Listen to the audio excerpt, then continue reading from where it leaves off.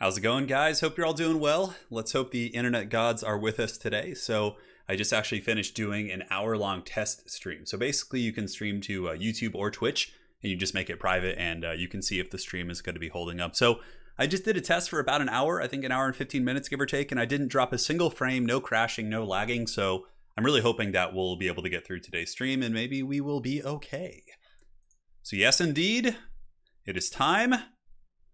And if we take a look, we're going to be doing King of the Hill. Yes, indeed. So we'll do our classic 3-pick, 3-band format. But for now, we'll just hang tight until you guys are all ready to go, man. All right, there's local recording. Let's do it to it. Yes, the Plague Lord Wookiee. You guys like the thumbnail? Drawn by the glorious Lady Turin, by the way. How's it going? I will pick... Who do I want to pick for my 3 factions? Let's go ahead and do... We'll do Empire. I always like me some Empire. Tomb Kings. I definitely appreciate some Tomb Kings. But the problem is right now, I have 2 factions that are... Yeah.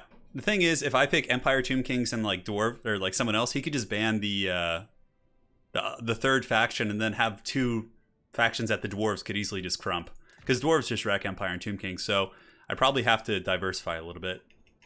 That's the thing, when you do the 3-pick ban system like we do here in the King of the Hill, you gotta be ready for it, man. So Empire, Chaos is a good one for sure. For me, one of my best factions probably. Greenskins also. Yeah, we'll do Greenskins. So you ban 1 and pick. I'm great. Yeah, you were just asking for a Saturday stream. I did see that. Yeah, in Discord. But I wasn't planning on it. I'm just keeping with the Skaven names. Got it. Cheers.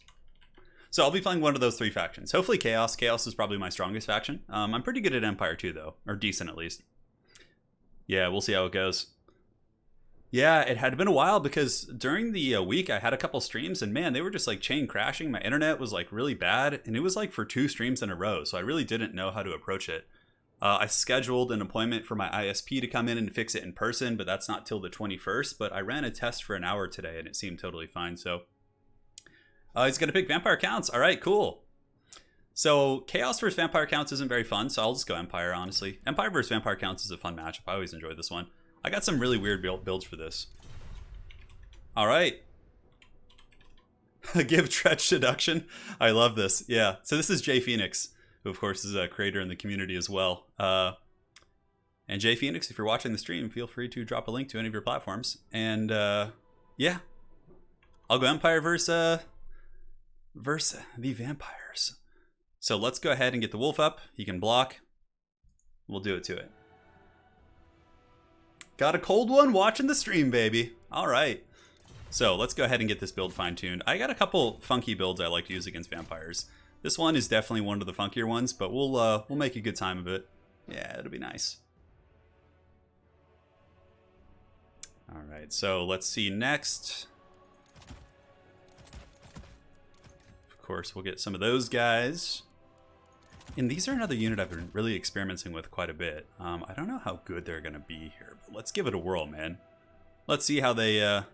Oh, the wagons call to me, too. The wagons, the steam tank, there's just so many fun units I want to get, you know? It pains me that I can't have them all. Alright, so Manticore summons are always fun. Baroness Time Warp is another decent one. It's always an interesting concept to do like an infantry rush, like Greatsword rush against the vampires, but most of the time they're just going to have zombies and skeletons and then have like big monsters. And, you know, Greatswords aren't very good against them, so... Yeah. Yo, what's going on, Mr. Reed? How you doing, man? How you doing?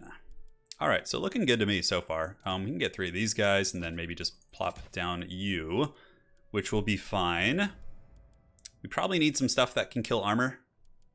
And the thing is, like, you know, a lot of times you're going to get swarmed by like Black Knights and big monsters. I always like to bring 1 mortar wagon in this matchup just for the memes, but I know Jay Phoenix is a very good player, so I don't know if I want to meme this early in the day. I'm still waking up. All right, we can bring you. I think that's going to be a decent inclusion. And then from here, we need... I don't know, do we really need this guy?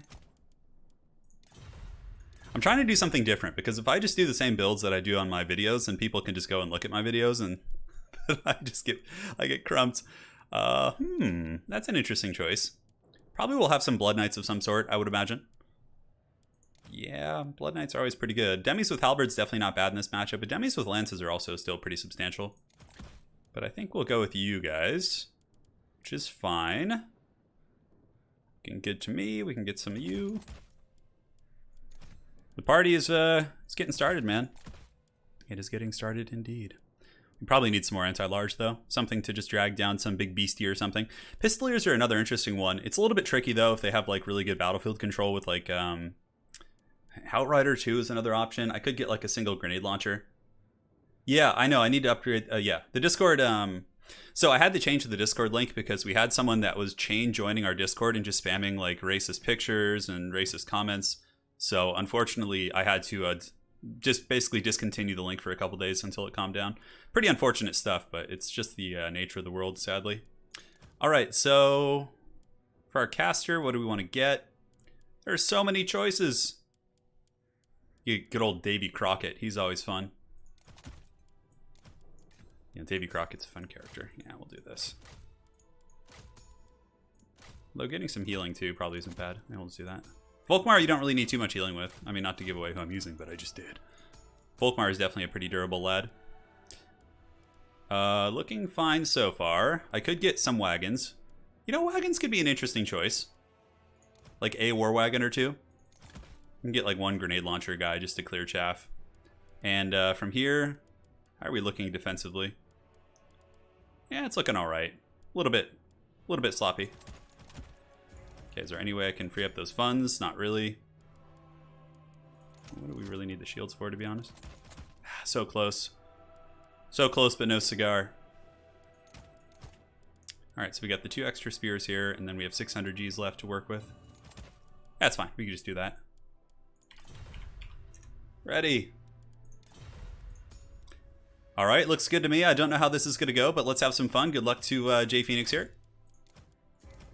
Oh. Okay, that looks fine. Perfect. Let's party. How's it going, Wicked? Hope you're doing well. Yeah, so the last stream, the reason why it never got posted is because we only got about 45 minutes into the stream and it just crashed. So I decided not to post it because it was just like a lag fest. There was chain crashing, so it wouldn't have even been worth putting up on the channel. The thumbnail is legendary. Yeah, it's really good. Drawn by Lady Turin, actually. Yeah, my wife drew that. Well, yeah, so first she draws it and then she does like the coloring with watercolor. That's pretty much all the channel merchandise we have was done by Lady Turin in that style, which is really, really cool. Yeah. Yeah, Free Company Militia aren't bad in this matchup. I actually like them. Don't let us down. Oh, no. Sunmaker against Vampire counts. In campaign, it's one thing, but in multiplayer, it's all it takes is the vampires to just like fly over your head, drop a single summon on top of it, and then you're just going to be like having a really bad time. But I did bring Free Company Militia for you guys, so hopefully that'll be entertaining at the very least. All right. All right. So yeah, we got Free Company Militia, and they're pretty good because they can shoot like Vargulfs and big monsters, and they have pretty bad AP values, but aside from that, I mean, they can do a decent job. And even if your opponent summons like skeletons on top of them or zombies, like they fight them off and don't take too many casualties. You guys lurking in the back. We have you dudes here. You dudes here. Vampires are everywhere, man. Extra spooky. I actually like to defend my back line with a single flagellant sometimes too, because they can deal scurvy dogs much, well, not scurvy dogs, but the doggos much quicker than spearmen can. Alright, let's get the Jade Wizard here. We'll have Empire Knights just kind of chilling on either flank. Demis will be our hammer to clean up the back line, and then the grenade launchers are going to be coming up to cause problems there. Hey Tony, thanks for the donation. Greetings from Paris. Thanks for making our curfew bearable. Love your content, dude. Hey, I got you covered. And speaking of, so I am actually recording a Crusader King series right now where I'm trying to create the Kingdom of Ireland. And I was like, just a little bit of a spoiler about it. So it's not a big one, but basically I was in this massive war with the Northmen, right? So I believe it was Ivar the Boneless who was invading my Irish land. And I was like losing this war. But then I was able to call in my French allies. So the French came and rescued me with like this huge doom stack. It was pretty glorious because like Ivar had a huge Northman army. And we were able to unify the Irish and French forces and push them back. It was a pretty cool moment. All right, ready? I Why does it say when I can use chat when you're a spectator? Do we have someone else? Oh god, we have someone in the game. Someone is lurking. Alright, so let's go ahead and see what's cracking with this army here. Looks pretty good to me. We've got hex wraiths, all sorts of neat stuff here. So we'll just go drop some bows here, and we'll advance. We don't need to sit back too much. We'll get a little bit crazy here. Volkmar is very good against the chill guys. That's why I often bring him. So grenade launchers can do some fat damage. You guys will see this. It's Heinrich Himmler. That's always a good choice. And drop their grenades. Oh yeah, buddy. There we go. Oh yeah, look at the damage they do to those stalkers right there. That is some saucy stuff. A single grenade launcher, man, they can do some really, really good work. Alright, so let's get these spears kind of forming ranks here. You guys form ranks here. Looks like the doggos are coming, which is fine. We can like try and pull them in a little bit closer, because if we can get them in range of the free company, they'll take a lot of damage. Free company, nope, pulling back now, which is fine. Go ahead and shoot at the skeleton warriors here. Silver bullets can get ready to shoot as well. Alright, we gotta pull back. We got a little bit greedy. It's okay. And you guys can scoot up here. You scoot up here. The doggos are getting popped. Let's go ahead and turn back. Volkmar can roll up and start causing some problems, hopefully. Great, we're getting some huge damage against the... yeah, and you can see here, we do get caught a little bit, but it's fine. Volkmar can just roll back. We don't need to pop any buffs or other fancy abilities like that. We'll drop banishment right there too. So far, so good. The formation is holding. Volkmar is back. We missed that banishment pretty horribly. That was probably a pretty poor choice. Let's go ahead and get Volkmar and have him roll through here. Alright, engage. Empire Knights can engage. A nice Scab Scrape right there. Did a little bit of damage. Pull back here. Demis are going to need to come help deal with these knights here. I think these are Blood Knights, which is a bit of a problem. Alright. So Volkmar has gotten into the cookie jar. He's doing some big damage. Pull you guys back. Get you guys, kind of shooting at those hex wraiths here. Pull these spears back. And how are the Demis doing? Okay. So we don't want to give these Blood Knights like a freebie charge here. You can see Volkmar is doing some excellent work. Alright, so Flagellants just go get sacrificed. Charge in here. And we can go ahead and go get ready to cast a big... Oh, whoa, what happened to my charge there? Okay, good thing my opponent pulled back there, because that was like really clunky. Volkmar, Soulfire, Flagellants take the charge. Exactly what I wanted. Now the Demis can follow up there. Okay, let's split up our guns. You guys turn around and start shooting the Blood Knights. Spears go here. Volkmar seems to be doing very well in the front line. Pop all these different buffs. And we have some healing we could do. Grenade launchers can shoot in there too. It doesn't do a ton of damage against armor, but splash is splash. Looks like some doggos are coming around the flank here. We might have to disengage here. Alright. Turn and shoot. Turn and shoot. Spears can come and get ready to party. And these are free company militia, so they can fight the zombies, which is fine. Pull these Empire Knights back for now. Okay, let's go ahead and crossfire the guns, see if we can take out the doggos. And we're doing okay. It's a scrappy fight. I think the Knights are holding in many areas. We have regrowth too. So we're going to keep using that here on the Demis. Excellent. Grenade launchers, yeah. They're really peppering in there nice and good. Empire Knights need to come roadblock these guys too. Okay, we're pulling ahead in the balance of power. The guns are getting in position. Grenade launchers, we need to get away from that main engagement. But the Demis and... yeah, now the Blood Knights are kind of on the run, which means we can really start to put some pressure on them. Let's pull the silver bullets back. I think the front line is like a massive victory for us too. Go ahead and heal those Demis and those spears and just keep hunting here. Grenade launchers on the outside. Pull these guns away here and get all of you guys kind of moving towards those White Kings there. Thing is, Volkmar, he really hard counters the White Kings. Like, he's so good at running over things like that. And the grenade launchers can chase there too. Alright, let's have you guys start shooting. The words of the great Danny DeVito, then I just started blasting. Alright, let's get in there. So we'll roll over here now. We have a banishment, which I could use there on some of those units. Should be fine. We really just need to finish off the Blood Knights. That's like one of the most important things for sure. He's a lot of zombies here for my opponent too. Those guys could be a problem. Just tar pitting everything. Alright, Demis, just keep fighting the good fight here. The Blood Knights are getting worn down. We have some Empire Knights. We need to probably pull them back. Come on, Volkmar, get in there. Ooh, this is a perfect opportunity to kill these Graveguard. Here it comes. Drop the fat Soulfire bombardment. These guns can turn around, shoot them in the back here. And this fight is ugly, but it's certainly going. There's only a couple Blood Knights left. Grenade launchers dropping some fat shots, and silver bullets are back too. Excellent, excellent. GG. That was a proper scrap. Thanks guys for joining. King of the Hill. Well played to J Phoenix here. Give Tretch Seduction. I love the name.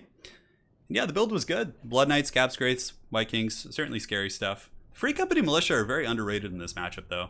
They give you like good poke and they're kind of hard to shut down. I think the big problem though was losing the Hex of the Chill guys. They kind of just died to the silver bullets very early on. If they had been like more of a factor, I could have lost some of those backline engagements really, really hard. All right, well played.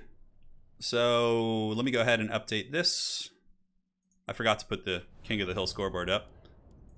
All right, so one sec.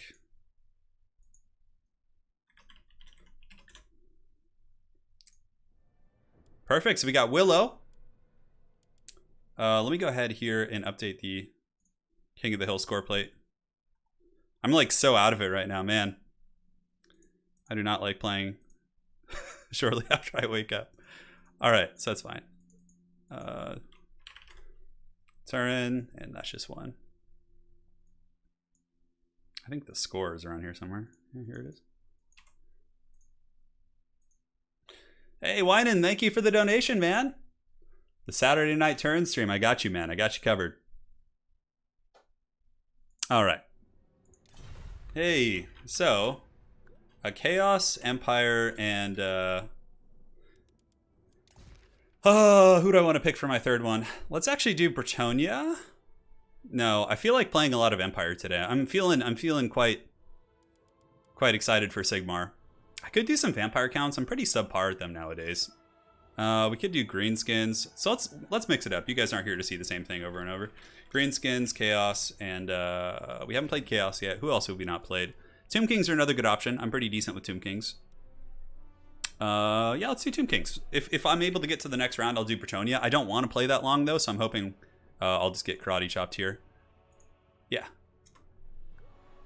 Willow is a good player too. Willow actually got really far in the qualifiers for the recent Everchosens. I remember seeing Willow having a very good performance. Hey, well played, J Phoenix, if you're still in chat. Okay, so I don't know how to kick the spectator here.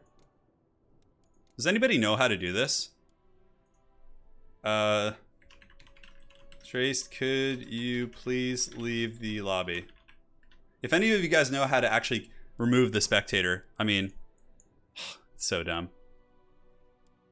So, okay, ban greenskins and picking Coast. Okay, so I have Chaos against Coast or Tomb Kings against Coast, both of which are actually pretty fun matchups. Appreciate it. All right, so it looks like this guy's just going to leave. What a gentleman. Stream is up if you want to watch. Yeah, you can watch on the stream, brother. Come join us. All right, so he banned greenskins. He picked Coast, which is certainly, you know, why I wish I had kept my Empire, because Empire is really good against Coast. Okay, he's watching right now. He was getting the dual feed. He was watching the replay and the stream there. Oh, man. Alt F4. Delete system 32. Wow, thanks, guys. All right, so Chaos against Coast is an interesting one. We could try something really like off the rocker with Chaos. We have Tomb Kings also. Tomb Kings against Coast is decent. We can... The Bombers are just such an unholy pain, though. Man. You know, I have an idea for a Coast build, or a Tomb Kings build that I think could be pretty good. Yeah, okay. I mean, Chaos against Coast. Let's see. I mean... you know, I'd really love to do something like a Forsaken Rush, but we'll go Tomb Kings for now. We get the battle, the spooky battle here. This is a matchup I'm not super familiar with, but I think I can wing it and do just fine. All right. Will using his only good faction. Yeah, I'm not bad at Tomb Kings. I can throw down, man. So now I just got to watch out for your boy Luther. He's always fun. I'm sure he's going to be cackling about somewhere. I'm always hesitant to get good infantry in this matchup simply because of the bombers.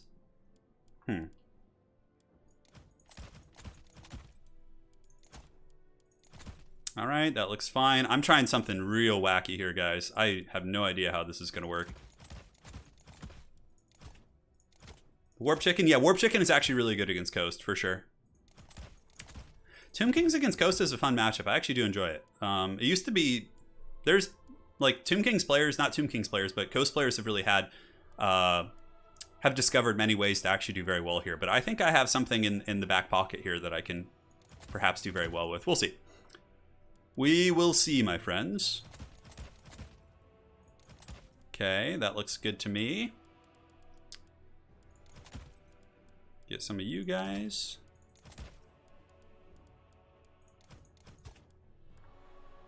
Looking good, looking good.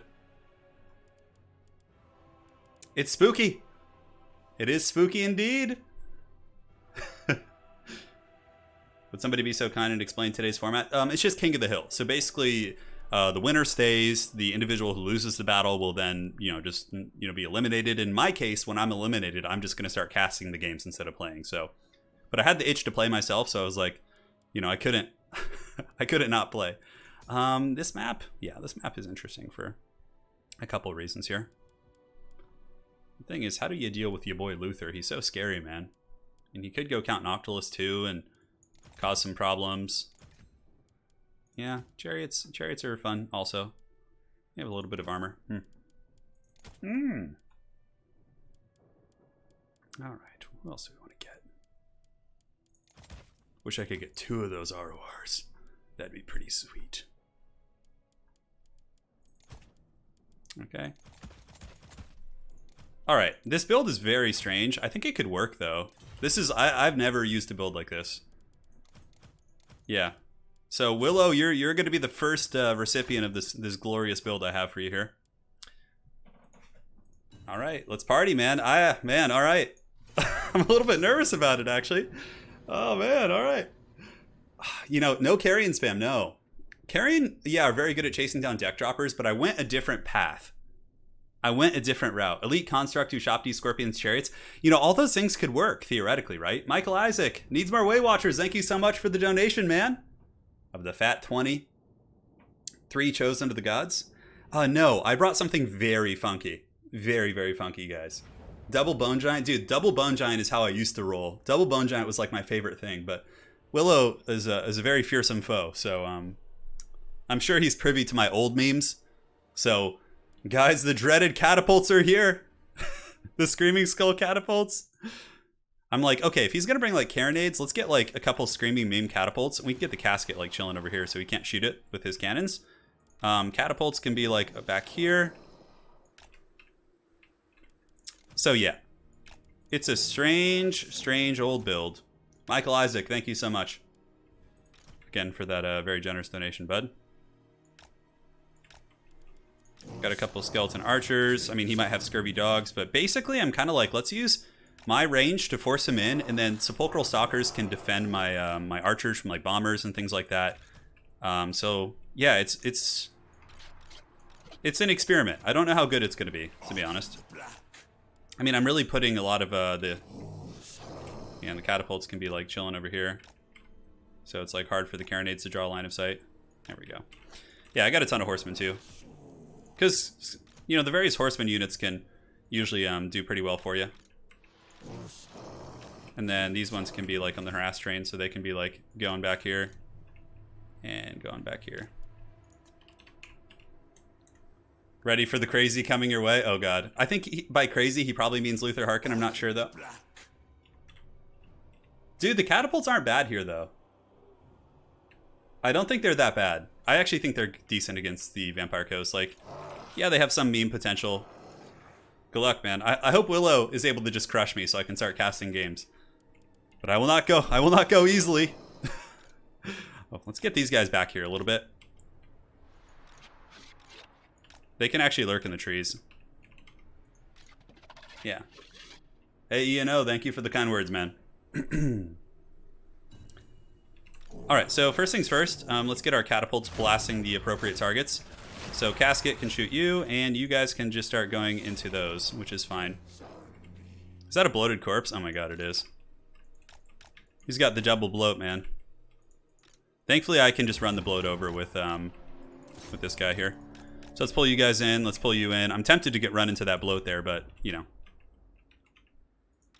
Does he have any handguns? He has carronades. Okay, he does have carronades, actually. So let's get the catapults actually scooting up to go after the carronades. Arkin's got to watch out. Yeah, he's going to start taking some heavy cannon fire for sure. We can actually just blast here with the sepulchral stalkers. Nope, he wants that with his bloody boy. You're not going to get it. All right, so let's pull in here, see if we can shut down those cannons for now. And my sepulchral stalkers definitely need to get in there and start dropping some bows. We'll bring Arkin around the flank. You can come under. You guys come under here, and you guys can start blasting those depth guard. We should be able to get him there. Okay. Oh, did I forget my items with Arkin? No, I didn't. Okay.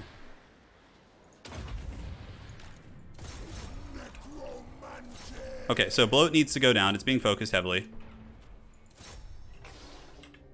Yeah, we're getting good damage. We need to just polish that guy off if we can. Who's his lord here?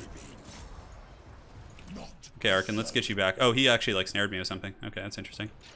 Pull you guys back. Pull you guys under. Archers can start shooting at the depth guard here.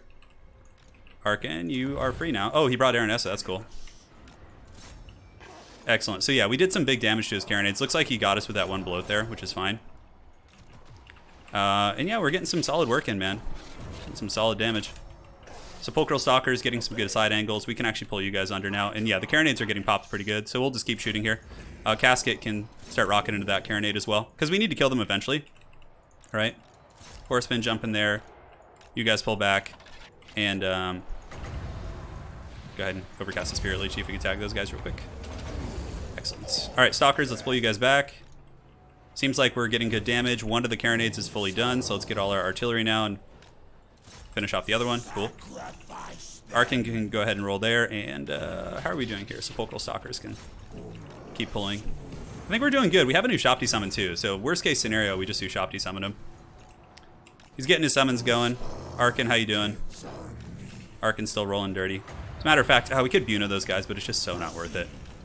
All right, so the handgun fire is definitely a little bit problematic. So let's see if we can pull you guys under. I could actually use the Shopti summon on the handgunners there, which wouldn't be a bad call. Yeah, let's go ahead and fan you guys up. And you guys can go ahead and fan back, pull you guys in, and reform our battle lines. Okay, so the carronade's almost done for. Let's have you guys actually march over here if we can. And can we get the deck droppers there? We should be able to. Get those horsemen around. And you guys just keep kiting back if we can. No problem. So we also have these reserves we can pull in. Okay, his second carronade's almost down for the count. Arkin, honestly, just Spirit Leech these guys if we can. Did he get us in a Spearfisher's net again? He did. Okay. So these horsemen need to get in there. Yeah, we can't be losing Eyes of the Desert to those like crappy freaking handgunner units. That's pretty poor of us there. All right, we're going to use the Ushapti summon to kill those guys. And now that we are more or less free from that handgun fire, we can actually push in. Arkin go after these guys. And yeah, again, Buna just not terribly useful here. But just kind of roll in and, you know, do your Arkin the Black stuff. So Ushapti summon, we need to make sure to finish them off. Catapults, we can shoot over at the polearms back here. And now we can start shooting here. And these archers are all free. So let's go ahead and set them up again. Eyes of the Desert, pull back. Arkin was able to finish those guys off. So let's go see if we can actually finish off these Death Guard. Drop crews, pull backs. You guys, I think these are fake. Yeah, we need to finish those Depth Guard off. Just keep kiting back here, which is good. All right, Arkin. I'm tempted to actually Buna some of those freaking handgunners over there, because just they're really the only big threat to Arkin. Yeah, he's going to get sniped here, maybe. Oh, ooh, that was some freaking fat damage. My goodness. That was wild, man. All right, so the handgunners are crumbling down. We're actually, like, kind of struggling in the bounce of power, though, surprisingly. We're going to have to just, like, literally keep Arkin in the Shadow Realm for now. Casket of Souls, what can we shoot? He must be getting a little bit empty on some of his summons here. Okay. Let's blast you guys. Pull back, pull back, pull back. And can we drop more skeleton summons? Yes, we can. Perfect. All right, so we'll go ahead and drop those right here and then use them to, like, screen. And this is Aranessa. Yeah. Those are fake. We still have our Eyes of the Desert, our Sepulchral Stalkers. Oh, he's got Gunnery Whites. Okay, that's cool. Let's pull the eyes back. And the summon can go and muck up the advance of these units here, I think. Oh, that's actually the Tide of Skuld. Come on, Casket. Roll. Roll dirty, Casket. Okay, we need to pull you guys back. You guys keep shooting there. And we have a Spirit Leech here. Honestly, we should probably just Buna like some of these advancing like deckhand mobs, as sad as that is. Because I don't know how much longer my character is going to live here. I like how Eriness is just in like the fight of her life trying to kill the frickin' yeah, we need to pull Arkin back. He's just taking so much damage. Man, you guys look good. Alright, so we are a little bit behind. It's certainly not over by any stretch of the imagination. Are these actual gunnery mobs? Oh, those are summons. Okay. So Eyes of the Desert, you guys need to pull back here. Oh, Arkin's so toast. Is he gonna crumble? Come on, Arkin. Hold, buddy. I need you. And then these guys can hopefully start shooting here. Sepulchral Stalkers, pull back. Pull back. Okay, he's holding. Somehow, some way with like no leadership. But I'm not gonna complain. I'm just gonna roll with it. Okay, let's pull you guys under. Oh, God. Wait, why are my artillery crews going to fight now? No, bad. Are these summons, by the way? No, those aren't summons. Let's see if we can free up the casket.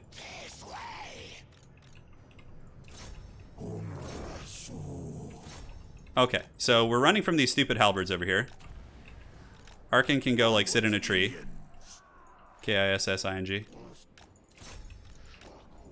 Okay, his deck droppers are dying. See if you can, like, focus down this gunnery white real quick. Oh my god, if I get blasted by a Gaze of the Gash again, dude, I was not expecting that ability, I have to say. Alright, so now we're getting some decent crossfire. How are those deck droppers not crumbling? My goodness. They should be going down here. Run, casket! Okay, we are killing a character. Those guys should be crumbling soon. Eyes of the Desert are about out of ammo, unfortunately. So they can go in and fight now. No, not army losses! Alright, guys, the catapults didn't work out too well. But the Stalkers were okay. I feel like if he had gone like crabs or something like that, it could have been really good. So I'm gonna actually cast that one. So Stalkers versus Era Nessa. Dude, the Gaze of Nagash did so much damage too. Yeah, and just going for like a basic archer line probably would have been better. The casket honestly wasn't too great either. All right, so I need to tell Willow. Willow, thank you for making it so I don't have to play and hurt my hands. I appreciate it. Dude, he brought the double bloat against the double Screaming Skull Catapult. I don't know if it gets much more legendary than that. All right. GG, well played. Okay, I'm gonna remake lobby. Crazy builds, crazy game. I know, we both brought pretty absurd builds. Okay, I'm gonna remake lobby. You rejoin. Very good. So let's go ahead and host this. You guys, of course, can see the password. I don't really care. Anyone's welcome to join. It's first come, first serve. Let us do it to it. So Willow needs to rejoin, and then the first to come. Hey, Clintbet, thank you so much for the donation. For the 50 SEK, he says, I love Sepulchral Stalkers. Me too, they're good. Honestly, though, they didn't perform that well for me here. All right, so we got, Willow needs to rejoin. All right, so hold on. I was not anticipating this. Willow, rejoin. Well, I didn't want to use Buna that, like, at that point, but, like, I was gonna just die, so I was like, oh, I just gotta do it. So, Legion was, I believe.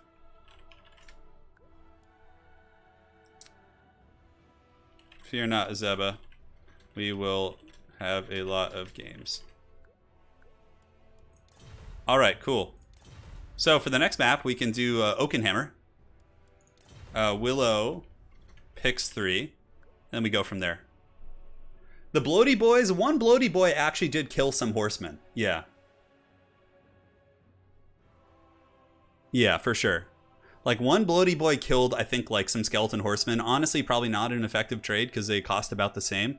I think the bloat cost, like, nearly as much as skeleton horsemen. Yeah, Zablasky, we'll get you in future games, don't worry. We actually went into the exact same... Oh, yeah, he loaded in on my screen first. So, but just, you know, you'll get the next one, I'm sure. Don't you worry. Dark Elves, Counts, and Bretonia for Willow. Okay.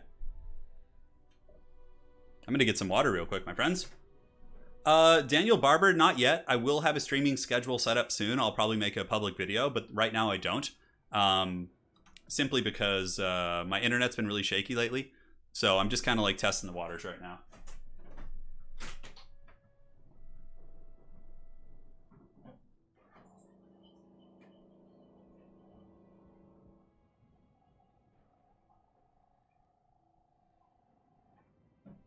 Yeah, but Arkin getting karate chopped by the gaze of Nagash, I think, is actually what won him the game too.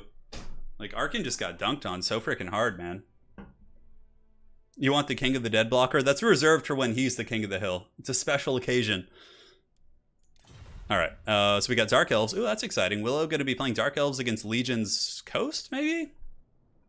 I don't know. Pick Dark Elves, counts Bretonia, ban... Yeah, okay. So we got Dark Elves versus Coast, which I think is a matchup that's pretty favored here for the Coast, but we'll see how it goes. You're in San Diego, you know how that is? Yeah, man. It's called King of the Dead stream. No, I don't know where King is today. Maybe he's around. Hang on. Very cool. One sec, my friends. Just adding some folks to my friends list so they can see the lobby to join for future games. How does it say failed to send invitation? God, Steam is just such a crappy platform in some ways. I gotta like... Man, I wish my friends list could just expand massively without having like gimmicks. Can I just have an unlimited friends list? I guess for like the sake of like spam and things like that, it's a bit of an issue. It says failed to send invite. That's so weird. I don't know if I've had that happen before. Okay, let's try this again. I'll message him.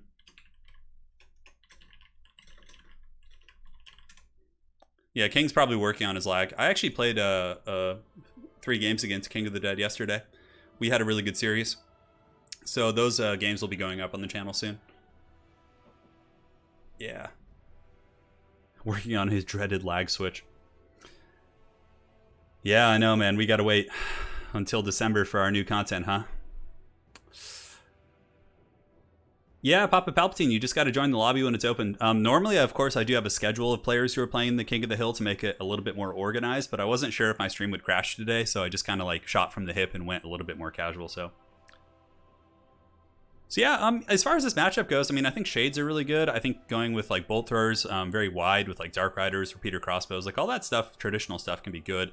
Rushes against Coast is kind of hard because you have to rush into a gun line and also into bombers. So I don't think we're going to see a Dark Elf rush in the traditional sense. Maybe like a Cav rush or something, but yeah, we'll see. We will see. Yeah. That's some good H2O right there. Crumbling should be more punishing in general. So yeah, crumbling, it's an interesting thing because like I feel like vampire counts, it's not really a problem. It's more a problem with factions that like have ranged assets like the and it's really like I don't feel it's bad with Tomb Kings either. I really feel the pain of it with Vampire Coast, you know. But yeah, it's hard. Vampire Coast is by far one of the strongest factions in the game. I think Vampire Coast and Greenskins are probably the 2 strongest factions in the game if played correctly. So yeah, something to think about. All right, so it looks like Legion is ready. Willow is making the picks here. We'll get this game started in just a second. Hey, Okoy, what's up? Do you ever name your lords, heroes, and units in campaign? Occasionally. When I play campaign, I'm very much in the mindset of like, end the campaign as quickly as possible, like quick victory, efficient. I don't really get that immersed in the campaign in that way, but occasionally on like streams and things like that, I will name the characters based on what people in chat want. Yeah, I do in some of the time though, yeah. It is the great Okoy. Yeah, awesome stuff, man. Yeah, crumbling is a tricky mechanic. I'm really curious how they're actually going to be doing demons in game 3. Like, are they going to have crumbling? I think they should have a crumbling mechanic, like an unbinding mechanic, because that's kind of how it works in the lore also. Like, they don't, like, oftentimes after battles, you're not going to see the corpses of, like, demons and things like that. They just kind of fade back into the to the warp. Yeah. Yeah, I agree with Mr. Pig for sure. What is your favorite Mortal Empires campaign? I really like the Empire campaign with Karl Franz and Volkmar. I love those campaigns. Geld's campaign is fun, but there's something about playing the Emperor which is just very righteous and badass. I don't know. Geld's campaign is really fun though, because Geld is so cheesy, man. Like the amount of Winds of Magic you can get with him, and it's just like... Okay, so Empire is probably my favorite. Second favorite, I really love the Greenskins right now. Like, I feel like Grom the Paunch's campaigns are really fun. Is it viable to bring Reaper bolt throwers to snipe coast artillery? 100%, Eric. Yes. So when I play this matchup, if I'm playing really serious and bringing like a get down and dirty build, I go super wide with bleak swords and dread spears, and then I bring 4 bolt throwers with a bunch of cab to protect them, and I just like snipe out the coast artillery pieces, and also that happens to be quite good against like the monsters too.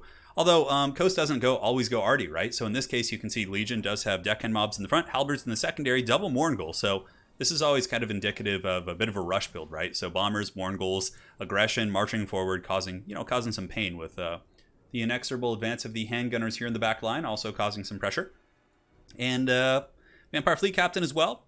Zombie Pirate Deckhand Mob with polearms. Luther Harkin up in the sky, the classic competitive pick. I was actually very grateful last game when Willow didn't bring Luther Harkin against me. I was like, oh god, my catapults will live to fire another day. Yeah, demons will probably be the same as undead. It'll just be like slightly tweaked, I think. So for the Druki, we got bleak swords in the front. Secondary line's going to be Corsair handbows, which aren't bad. They do get wrecked by handgunners though really badly, so I'm a little bit concerned for the I feel like this Dark Elf army doesn't have too many good answers against the handgun line. Like, what is this army going to do against handgunners? Bleak swords will die to bombers. Corsair handbows and the repeater crossbows will be outranged and killed by handgunners. Yeah, I don't know. Like, I'm a little bit concerned for this Druki army. He does have a couple Harpies on the flanks. Harpies, of course, are a decent disruption tool, so maybe could cause some problems there. He's got Lokir Felhard on foot. Oh, man.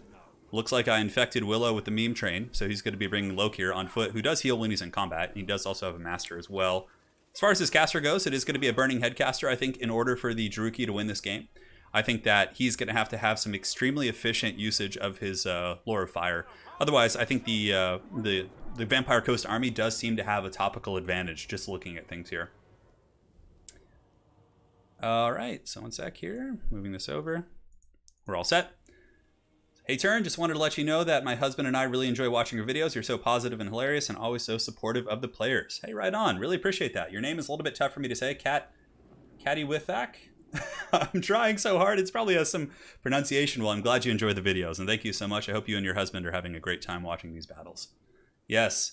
What do you think Beastmen need most for PvP? Beastmen need something that can kill big units without in a more cost-efficient manner. Like, you have Gorbles, you have throwing axes, you have raiders and minotaurs, but they need something that just can go fisticuffs and fight big monsters, because they really do suffer against big, scary threats, in my opinion. Who is more meme, Lokir or Malice? That's a tough one, because Lokir on his dragon isn't terrible. Like, Foot Lokir is more of a meme than Malice, but Malice is more of a meme than Dragon Lokir, if that makes sense. But I actually like Foot Lokir against Dwarves, and against Vampire Coast, he's not terrible, honestly. He's got some, some decent defensive capabilities and can heal himself, so yeah, we'll see. We'll see how he does. Should be quite a bit of fun. Yeah, Lokir can certainly go fisticuffs. He could probably beat Count Noctilus in straight up combat. Hard to say, though. He does have that bonus versus infantry and physical resist and some other... Well, that's not physical resist normally, but he has the Guardian from the Master, so he has it right now. But we do have one Mortar, actually. No Carronades. In this matchup, I really like actually using Carronades for Vampire Coast. Vampire Coast is just so strong. So what we'll do is we'll go through today's King of the Hill, and the final king, I'll be the final boss fight, so... Whoever's the final King of the Hill is going to have to battle me at the very end. But I won't bring a meme build that time. I'll bring something serious. Yeah, Malice is decent, honestly. He's kind of just overshadowed, really. Malice is just... Yeah, he's got, some good abilities. So here comes Luther. Going to be going for the snipe on Lokir, but a fireball's coming back, and it does dome him right in the face, so he takes a couple hundred HP damage, and the repeater crossbows for the Dark Elves are also going to be advancing, putting some good old poke and stroke on those bad boys. Yeah, I actually like Malice. I played games with him. He has some really good debuffs with the Demon's Curse, and he's won me games before. If Dark Elves, if the Beastmen had Malice, they would probably be stoked. If the Dwarves had Malice, they'd be super hyped, right? It's just because of how good the other Dark Elf lords are, like Marathian, Malekith, and the Supreme Sorceress's cost effectiveness, it's kind of tricky. Anyways, here you can see the Dark Riders are now shooting into the bombers a little bit, it looks like, and on the flank here we do have some Dark Riders trying to get around, but Legion is going to be intercepting here with the Scurvy Dogs, and the Scurvy Dogs, will probably lose that fight head-to-head. Granted, with the Dark Riders not getting the charge, they may actually end up losing that. If I were the Dark Elf player here, I'd probably pull in the Harpies to help out in that particular engagement, but we will see. So now we have the Bleak Swords engaging, but this is the problem for the front line in this matchup, is that Zombie Bombers just absolutely wreck lightly armored infantry, but a Burning Head coming down here is a really good start. A Burning Head will probably lead to crumbling here on these guys and may even get into the bombers. Let's see. Oh, that was actually not a bad one. It tickles the pickle of those bombers, but certainly not terrible. Doesn't lead to crumbling there, but it is what it is, man. It is what it is. Yes, the boss music, I know. Zombie Pirate Jetcan mobs now are getting in there with their swords and doing some battle, and of course defeating the Bleak Swords with the support of the bombers. Now the bombers are just methodically wrecking all these different units, right? And also Legion does have his handgun still online at the back, so Dark Elves really need to take some heavy efforts to try and shut down the handgun line. And it's only going to get scarier too, because the Mourngulls are also coming around the flank, and it looks like the Mourngulls are going to be used to just pile drive in here and start chopping down some of them Bleak Swords and giving them some problems. So we will see how this all unfolds. Bleak Swords here, of course, getting crumped pretty good. Dark Elves, however, still do have all of their repeater crossbows. You can see 1, 2, 3, 4. They're all functional, one of which is shooting at Mourngulls, which is a great target. And Lokir and the boys are actually pushing up through the middle. This could actually end up being one of those games where, like, it's Luther Harkin versus, like, a bunch of crappy Dark Elf infantry and Lokir. Like, I have an inkling, a little feeling that it's going to be something like that. Because, you know, though many of the frontline engagements have gone very bad for the Dark Elves, Lokir and his little Death Star are still going, and more importantly, all the repeater crossbow cav are still functional. If you look 1, 2, 3, 4, and the Vampire Coast does have some Mourngulls and dogs here, which are crumbling, but with good kiting, Willow should be able to avoid those engagements. And Willow seems to be playing pretty good and tasty-like right now. Here comes Lokir Felhart making his way down. Oh, dude, look at Lokir. What a badass. He's got his dual-wielding swords doing his anime, or I don't even know what. He's like kind of running kind of funny there. He had his like head down at an arc, but 38 speed, 40 for Lokir. He should be able to catch that caster, which is actually very good. But in that same note, Legion is able to use Luther Harkin and his pistol play to snipe the Master, so that's a pretty big loss there. And in the back line, we have Bleak Swords advancing in. Repeater crossbows are all still functional. There are some Cold One Knights as well, but you really got to shut down these handguns, man. Those things will just pepper you to death, and it is going to be painful. Well played by Legion. He's able to lock up here the big old Lokir man, and it looks like the Firecaster is still functional, so Willow still does have his Burning Heads and Fireballs, and I wonder where we're going to be seeing the next Burning Head. Again, probably on handguns or, you know, gunnery mobs. And Vampire Coast being able to summon gunnery mobs is so powerful. Nice fireball right there from the Firecaster from the Dark Elves. It is able to slam jam right into the face here of that Vampire Fleet Captain. Lokir Felhart is unfortunate. Yeah, he's surrounded. He's surrounded here by Mourngulls. Mourngulls are a bonus versus infantry. He is infantry size, and they're also an armor-piercing monster, so they can easily really take out Lokir probably over the course of a grindy fight. Scurvy Dogs chasing down those bad boys on the flanks. Mourngulls being killed here in the backfield. You can see Repeater Crossbows having a pretty solid engagement right there. Are able to poke down those Mourngulls, and they are down to 11. They've only lost one model, and they're at like 10%. That is so absurd. Anyways, a little bit more firepower is probably going to be able to put those guys down. And there you go. 8 models now. They're going to be crumbling. They are not long for this world. So Lokir is still going. He now has the support here of his Sorceress plus the Bleak Swords, and the Cold One Knights are charging in, trying to get on top of the gunnery mobs, but they summon yet another gunnery mob right here, and that is a lot of cross firepower, but really the important thing is killing the handguns, the armor-piercing ones, who of course can outrange the Repeater Crossbows. Repeater Crossbows all seem to have pretty good ammo, but this is actually really big for Legion. If Legion is able to use his Scurvy Dogs to chase down and actually catch the Dark Riders, that could be game blouses for the Dark Elves. They really, really need those bad boys to keep functioning here. And yeah, those handgun mobs, dude, they're just so effective, and the Cold One Knights aren't going to be able to really do a lot of damage against a foot character. They are like an anti-large specialist here with not the best melee attack. I mean, I guess it's okay, but they're certainly having some problems. But Lokir, you know, doing his thing, but Luther Harkin, just being the absolute troll that he is just sitting up top and using his pistol just to pick off the Dark Elf Sorceress here. You can see she's having a pretty bad time running for the hills. Run to the hills. A little bit of Iron Maiden action going. -4 leadership. She's down for the count. I don't think Lokir can carry this, and it looks like Legion in the back was able to do an excellent job with his Scurvy Dogs and was able to actually catch those threats back there and butter their bread. And now the Scurvy Doggos are charging in with a vengeance, and the Repeater Crossbows can run, but they can't shoot while they're running, so they're just going to take this in the face and have a pretty bad time. Yeah, dogs easily tear apart Dark Riders, and that's got to be game. Lokir can't carry this. Luther Harkin's full health, and there's still a fair amount of coast assets here on the field. Well played. Legion is going to be taking over the throne here. Yes. Yes, indeed. Well played to Willow, though. You know, and Legion. It's a hard matchup for the Dark Elves, in my opinion. I feel like it's pretty favored there. All right, one sec. Let me go ahead and update this. Heavy is the head that wears the crown today, my friends. How does he spell his name? We'll just put Legion for now. I think he has a 0 in there somewhere, but I'm not sure. Maybe we'll never have to update that one. GG, well played. Thanks for the games. Best of luck. Awesome stuff. I mean, Willow, man, we got to appreciate the Willow for bringing Loki here for our entertainment. Against Luther Harkin, mind you, which is a pretty big mismatch. All right. Let's go ahead and do the Red Desert. No, Red Desert's a pretty bad map, actually. We can do Schwarzhofen. Fiery Marine says, Turin, I'm installing Total War Warhammer right now, and I think I will play within the King of the Hill. I had the most wins when exploding hamsters. Oh, right on, man. Well, it's open right now. It's first come, first serve. So, hang on a sec.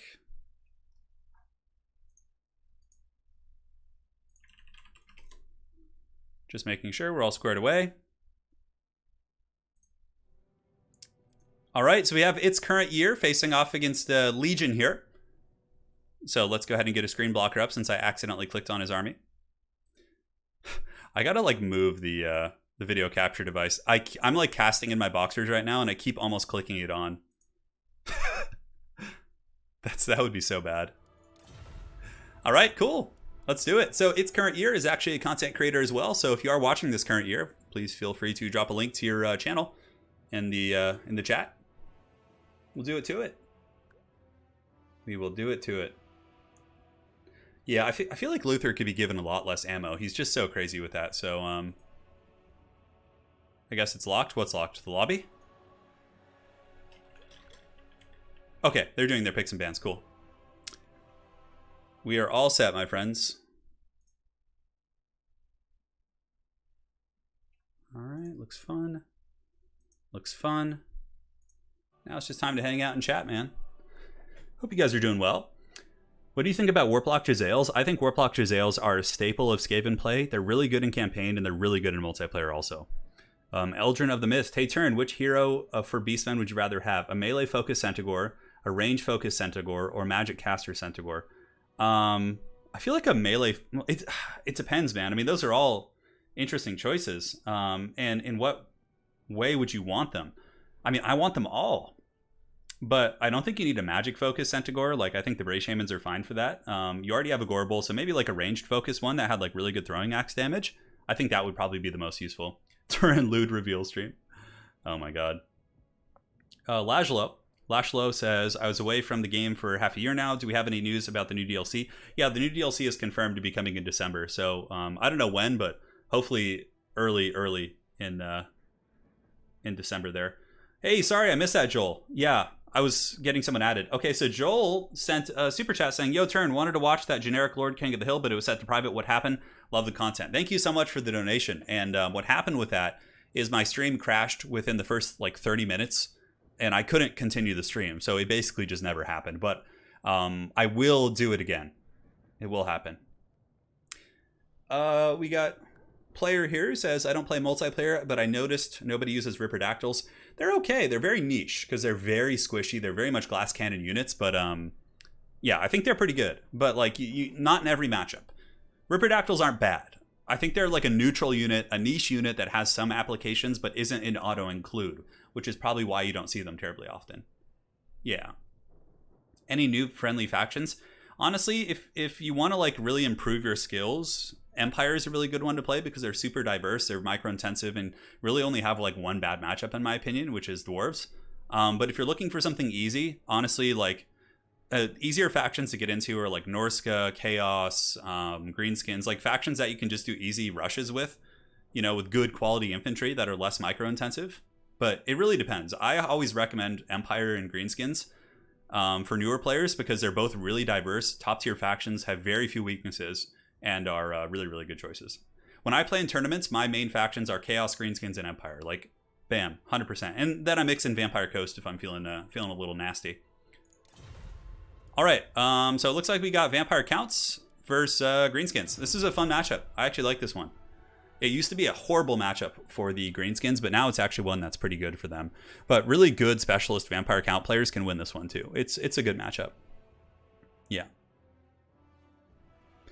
You have any advice on how to allocate leftover gold into optimizing your Chevron upgrades? Yeah, honestly, you can do it on your archer units to help with their accuracy. I believe it has a minor buff to accuracy, but honestly, I usually just put the chevrons on units that I need to hold a position. Or a really essential combat unit like a Demogryph Knight. Like, that's how I usually do it, but there's not too much. Like, if it's just like 100 gold, it's not going to make a world of difference, but yeah, you know, it is what it is. Lizardmen, I would say, are also good for beginners, but they're also they have a high skill cap. Lizardmen can play kite, they can play rush, they can play mixed builds. But yeah, like high leadership, strong infantry-based factions are very easy for beginners to pick up because you just get like a wall of good infantry, a support caster, a powerful combat lord, and some flanking cavalry, and like you're good to go, more or less. You don't have to like really overthink it too much. Oh, Debigan, you mean Debig Chungus? Yeah, he's great, man. How much control can screen? Yeah, greenskins are insane. They're really, really good. And yeah, I can see Legion's build here. It's quite good. He's got a solid build. Its current year, there are ways to beat this build for sure. We'll see how proficient of a vampire count player he is. Howdy, do you guys play with any mods or just straight vanilla? So in multiplayer, we pretty much always play straight vanilla, yeah. Occasionally, I think there are some folks who do like modded gameplay. I know Indie Pride hosts some tournaments that are like focused on modding and things like that. But honestly, I prefer the vanilla experience because that is competitive multiplayer. So, yeah, I prefer to focus on that. Hey, Turin, as a Chaos player, do you think Chosen are viable in any matchup? Yeah, you can catch people off guard with them from time to time. I prefer to play Chaos more with like monsters, like Chaos Spawn mixed with Marauders and Forsaken. But Chosen can catch people off guard from time to time. I've been able to win games with them. Granted, it's not my preferred playstyle, so it's hard to say. Yeah, Chaos Knights are really underwhelming. Chaos Knights, like for how expensive they are, you'd think they'd be able to like, you know, go fisticuffs with like Blood Knights or, but they just like, they don't bring anything cool to the table, which is a shame.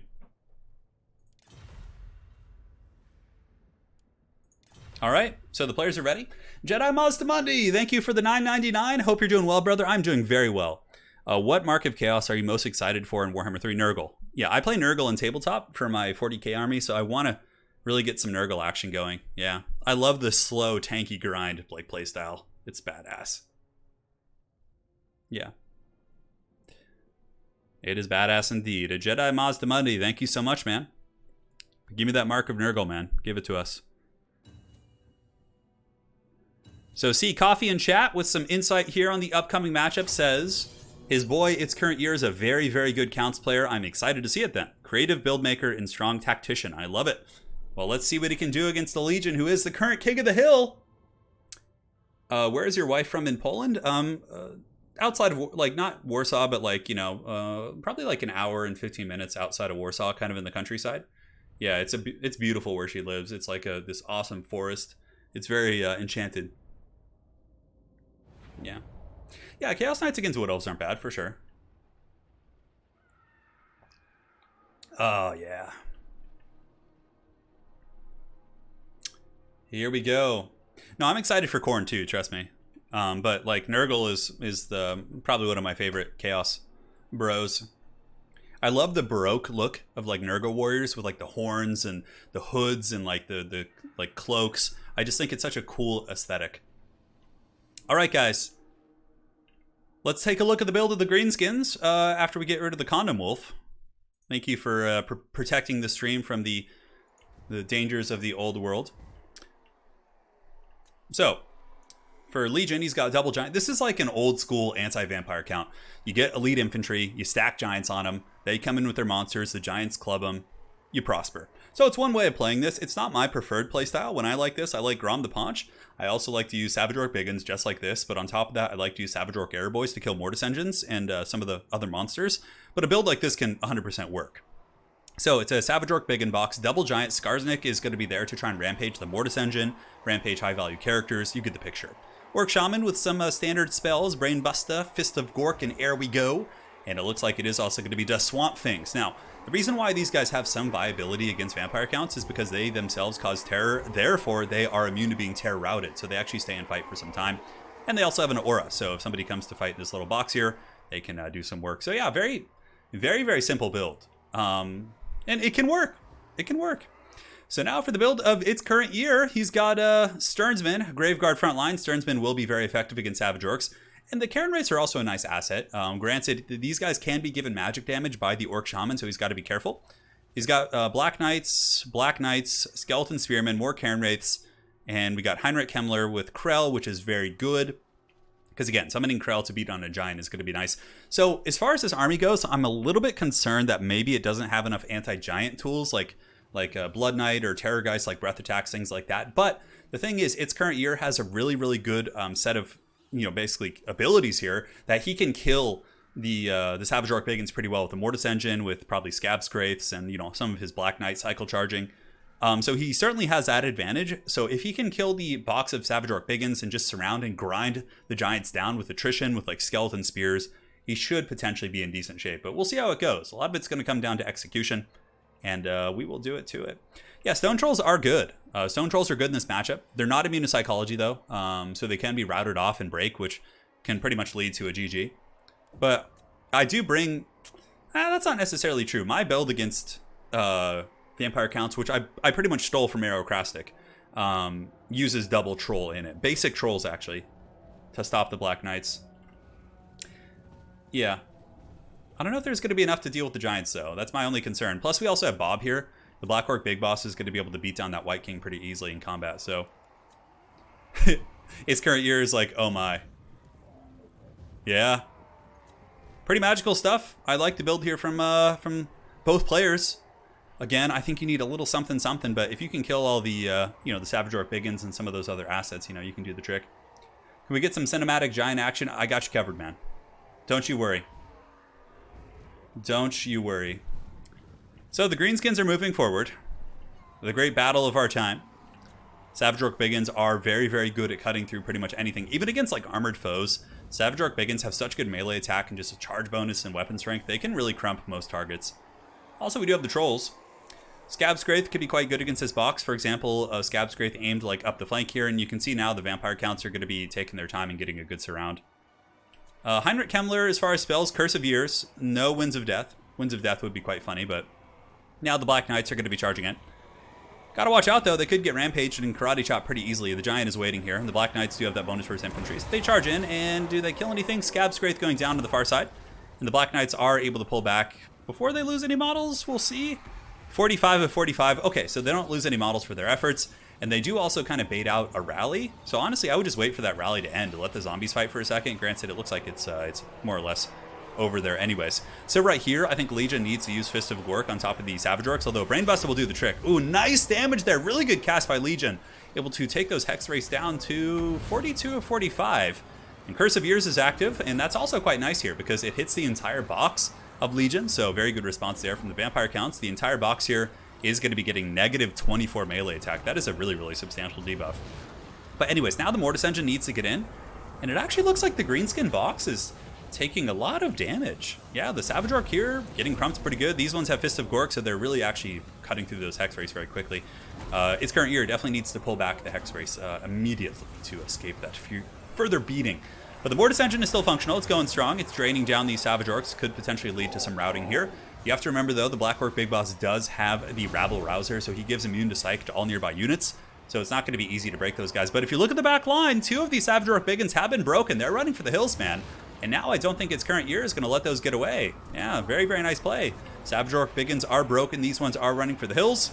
And if we look back into the combat here, we do, of course, have Skarsnik, and he's going to be using... Oh, man! That's a game-winning play right there. He gets the Fermented Fungi on the Mortis Engine with the double giant beatdown. There's no way in hell this Mortis Engine is going to be living. That is a catastrophic loss here for the Vampires. And it was pretty much the one thing he had to watch out for here. But, whoa. Oh, it's free! Oh, the Mortis Engine might get away! Oh, the Giants started attacking other things instead of staying on the Mortis Engine. Now, this is it. This is a big moment here. If its current year can get away with the Mortis Engine, maybe. But, oh, no, he gets caught up on something. He could have retreated this way. Maybe. It's hard to say. But the Giants do drop the base. And, yeah, that is a really, really painful one for sure. However, a big however, the rest of the Greenskin army is gone, actually. Yeah, okay, wow. Looking around, despite the Mortis Engine going down... Oh, look at this. The Orc Shaman is also broken. The Vampires need to get something to chase down this Orc Shaman right now. Like, there's any number of assets I think that could chase it down. Yeah, get these Hex Rates, get some infantry, keep that Orc Shaman from coming back, because his magic could potentially get the game back for the Greenskins, who currently are behind. Its current year has done an excellent job of just absolutely crumpeting all of these various infantry. Like, and now all they have left is the Black Orc Big Boss, and there's that classic adage of saying, hey, let's go ahead and just kill the entire army to rout the expensive units, right? And I think that's the route the Vampires are going to take here. Very well played, I have to say. I did not know if this Vampire Count build would work, but he certainly has proven he is a more knowledgeable and probably skillful Vampire Count player than I am.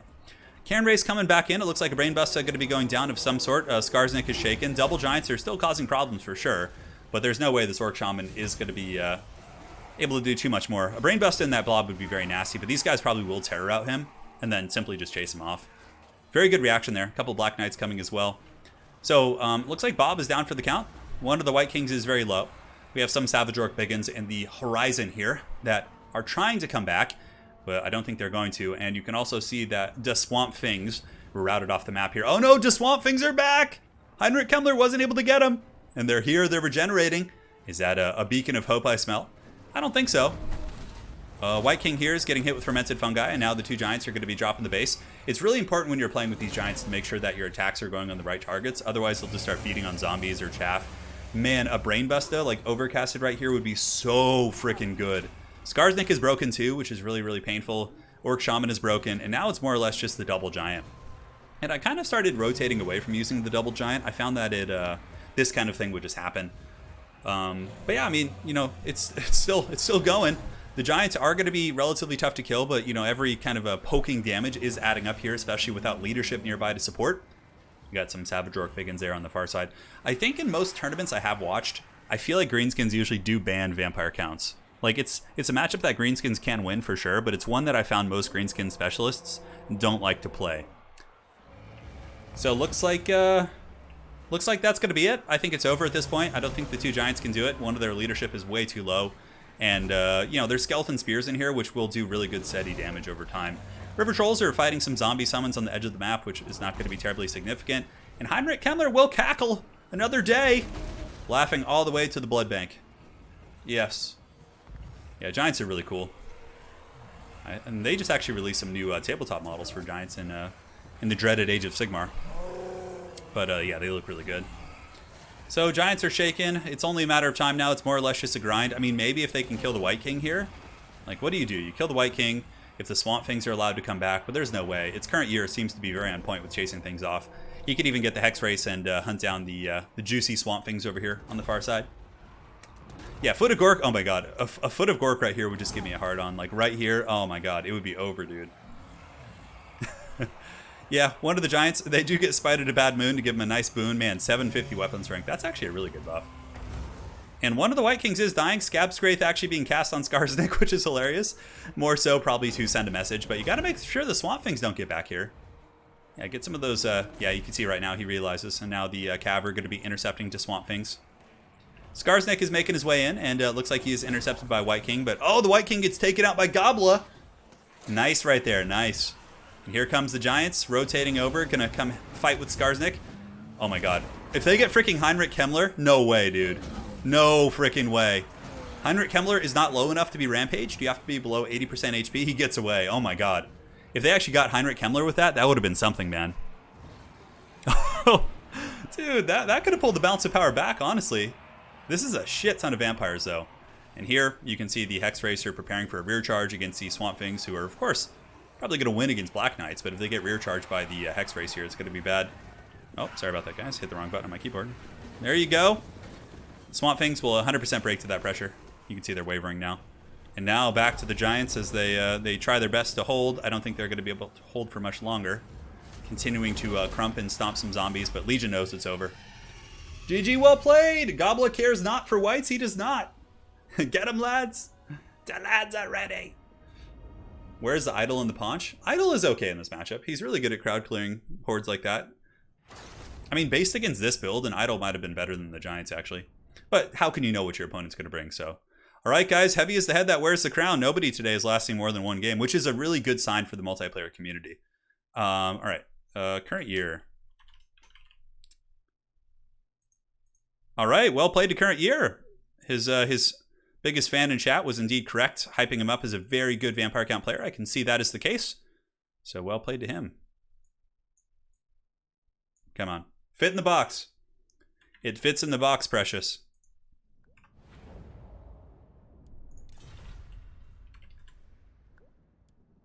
Alright. GG, man, was not expecting a build like that. Good luck in the next one. Good sportsmanship all around. That is what I like to see. And now we can do Shimmer Sword as we prepare for the next game. Goblin does eat things. I believe there is an animation for that. Yeah. All right. Chosen One. Oh, it's Chosen One. Oh, yeah, Chosen One. Now I have the excuse to drop Kung Pao references for the next hour and a half of this stream. Good luck. Good luck. Hey, Chosen One. It is him. I was really surprised at how well that vampire count build worked despite not having like dedicated anti-large. So year, you pick 3. He bans 1 and picks. Then you pick remaining 2. All right. We'll get them all squared away there. It puts the lotion on the skin or it gets crumped again. You know, I actually used the mass goblin build against vampires the other day and it was pretty good. Yeah. But I don't know how good my opponent was. It was on ladder, so. Sergeant Spaghetti's watching this while being draw-kited as dwarves. Dude, come on. Get some games in the Discord, man. Quit messing around with those ladder battles. Hey, Turin, what do you think of the idea that the Beastmen get an Etten, a 2-headed giant that can cast magic? Dude, that would be badass. Is that actually a thing in lore? Clockbasher says, Chosen One is one of my favorites purely because Turin makes the Chosen One voice. I wonder if I could play clips from that. No, it'd probably get my stream demonetized or shut down. On Twitch, like Twitch, if you're a Twitch streamer, you can get away with playing things on your stream because Twitch doesn't cancel your stream. But if you play any copywritten content on a YouTube stream, they immediately terminate your stream. It just like shuts your stream down, deletes it. You just get dunked on. Like YouTube just slam dunks you. It's like Shaq just breaking the backboard. All right, Dark Elves, Warriors of Chaos, and Norska. Chosen One will do the picks and bans here.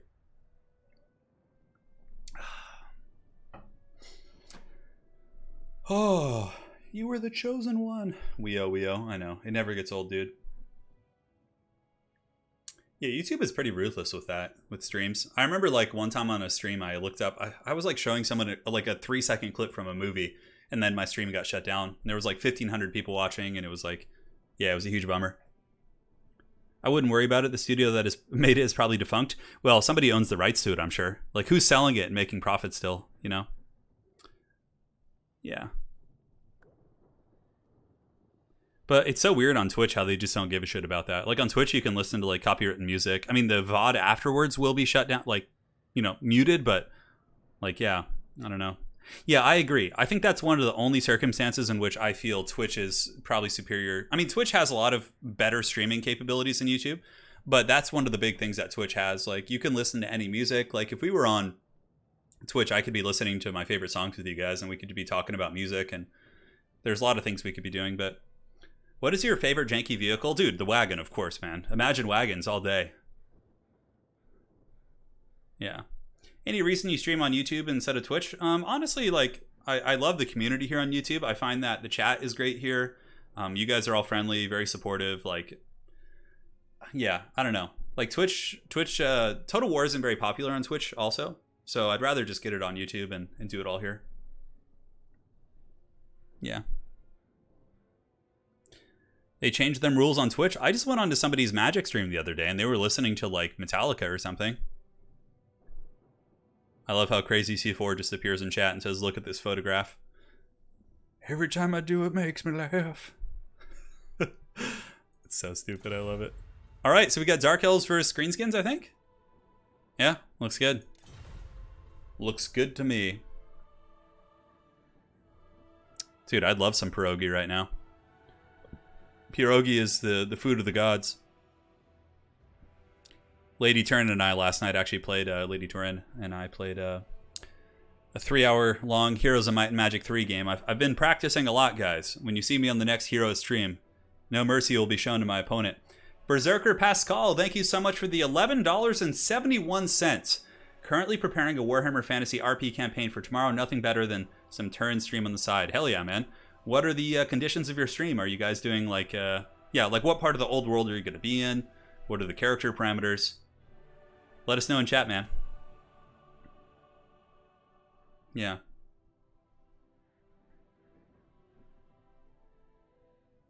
Dude, the Steam Tank is pretty great for sure. It is great for sure. So Chosen One is still Oh, he's actually ready. Okay. So it's just its current year right now. This is an interesting matchup. I always felt like this one's kind of even, actually. I mean, maybe slightly greenskin favored after their rework, but I feel like Dark Elves can win this. Yeah.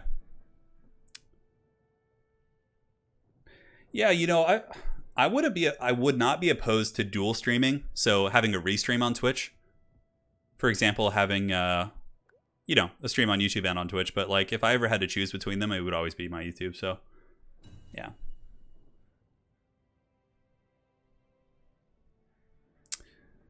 Lady Turin is actually very good at Heroes 3, so she gives me a good run every time we play.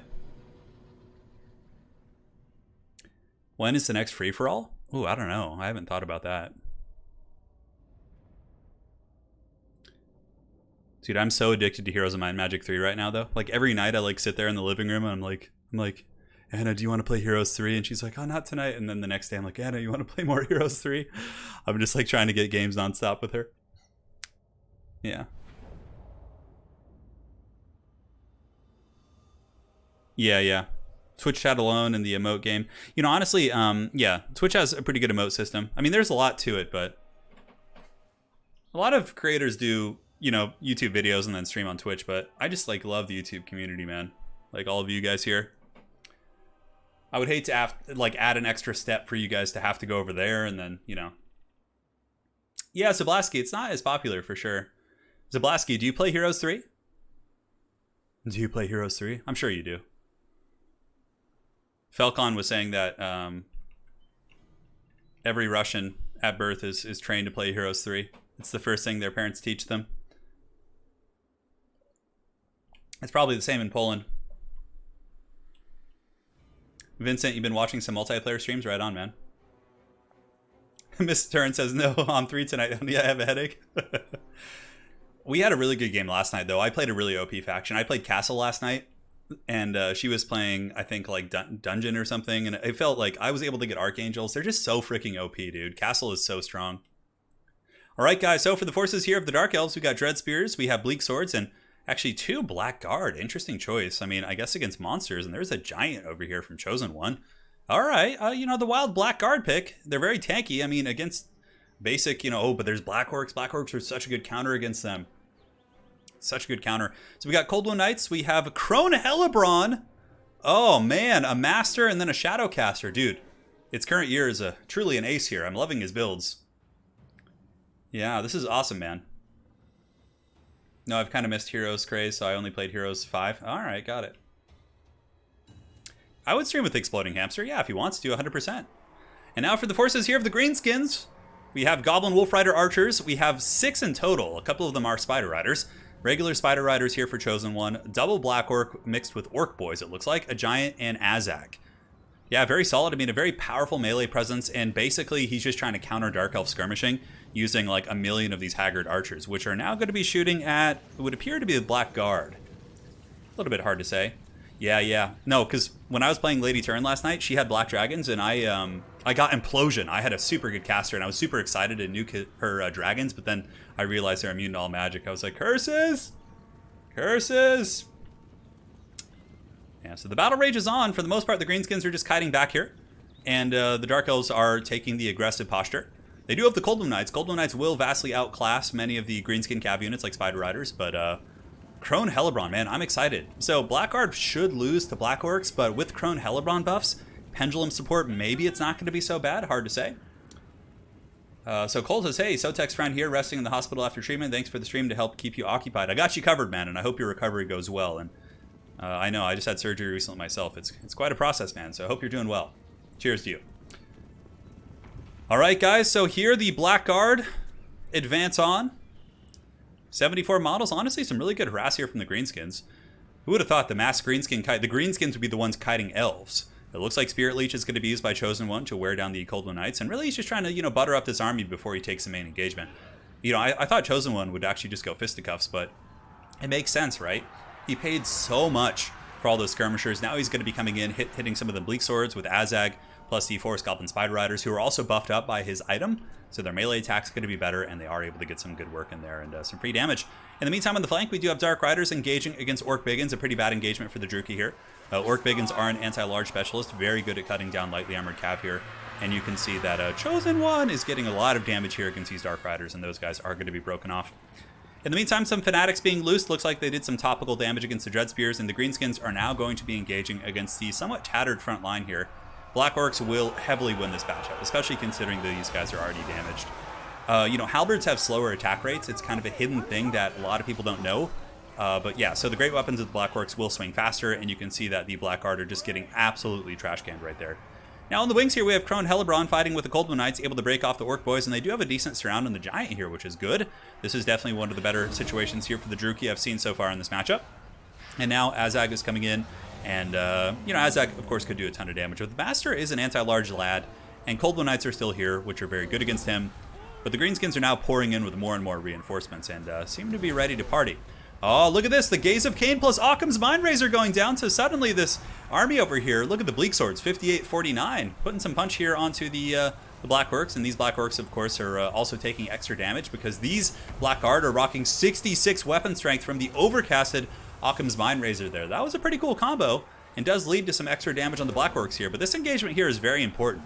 The Master plus Crone Hellebron going after the Giant. But the problem being is that this entire engagement, the Dark Elves actually had the buffering of some cav units, right? So you can see the Coldwood Knights were really supporting them, but now that they're alone, and there's Orc Biggins here with just full-on chubs with the Wa, that's going to be really painful for the Crone. She is going to be taking a lot of damage, but as far as the backfield goes, I mean, the Greenskins still have most of their skirmishers. There's a big, ugly line of Spider Rider archers here. Balance of power is pretty even. No surprise here. The Black Guard are being defeated by the Black Orcs, although it was a pretty good scrap. And over here, it looks like these Black Orcs might actually lose just because of the numbers advantage the Druchii have on that side of the battlefield. Man, Crone is going crazy, though. This Giant is being dragged down, but still the Greenskins appear to be pulling ahead in this game. Another big problem for the Druchii is that Azag can just pull around here. He could pretty much just 1-2 punch any of these characters right now, which I assume he'll probably be doing. The Giant does fall, which is a very nice grab for its current year, certainly putting up a great scrap here. And in the backfield, you can actually see the Druchii do have a big cav presence. The Coldwood Knights and Dark Riders teaming up to defeat the Goblin Spider Riders. Very, very nice play. I mean, look at this. This is a big backfield presence here from the Dark Elves. Really shutting down a massive, or at least half the skirmishing core here of the Greenskins. So now Crone Hellebron's coming in on her horse. The sword is active, and it looks like she was maybe hunting down Azag, but maybe changed her mind at the last second, realizing she just is on horseback. Not going to be the prettiest fight for her. But now she's going to be jumping back into these Orc Boys here. Dark Elves have a lot. They've actually won the frontline fights. Master, they have some Black Guard left, 9 Black Guard here. And, 52 Black Guard could be a problem for the Greenskins in the late game here. Azag, having to fight them would be pretty unfortunate for sure. This is actually turning out to be a very, very close, scrappy game. My goodness. Balance of power is kind of even, slightly Greenskin favored. A big problem is the Greenskins still have some good ammo, so if you guys look in the distance here, you can see all the Greenskin skirmishers have like at least 30%, although this one's a little bit low, but they're going to be able to kite these Dark Riders out and then come back in and probably shoot the Black Guard down. But this is a pretty nasty Dark Elf star, and there still is a Master. Oh, the Gaze of Cain is active! So the Crone is going to be giving a huge combat boost to all these characters. Leadership, all the goodness. And they should be able to win their respective melee fights here. Granted, Azag with Spirit Leech probably will be able to eventually kill off these characters. I think this Master could be Spirit Leech down. Crone, I think, is also very low. Where'd she even go? Did she just get killed? Oh my god, did the Crone just die and I just didn't even notice? I think so. I think Azag came in and killed the Crone. Yeah, well, there she goes. The Crone, welcome to the Crone Dome. The Crone Dome? Crone Zone? I think Crone Zone is better. Yeah, now Azag's going to be going in and just killing the characters one at a time. I mean, the Black Guard can kind of help, but there's still a fair amount of Greenskins here, and yeah, I don't know, man. I don't know why the bounce power isn't worse for the Dark Elves at this point. I guess they still have Black Guard and a character here, but it looks like the Crone was domed. It looks like it was.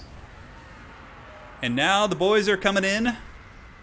The Black Guard fighting to the bitter end. The Master Spirit Leeched, and that is going to be probably game blouses. I mean, unless the Master is able to stabilize and get some punch back, but yeah, there's still so many Greenskin skirmishers too. It's a really, really well played game though, man.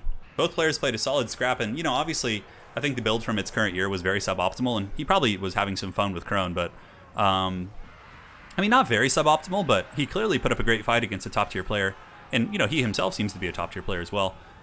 But, yeah, and, the build that Chosen One brought was very, very competitive for sure. Who would have thought? Greenskin Kite? The Crone has been D-zoned. She has. And that's going to be GG. Wow, nobody's able to win more than one game. Let's see if Chosen One can be the first one to break that here. Yeah, the Crone was actually cool. The problem is she rampages you, so I think that can like lead you to be getting caught in bad situations. But man, he played a really cool build and played a great game. So big props to its current year. That was awesome, man. And now it is time for Chosen One to see how long he can be the Chosen One for. Chosen One. GG, well played. Oh, he left. All right. Yeah, that was a lot of greenskin skirmishing for sure.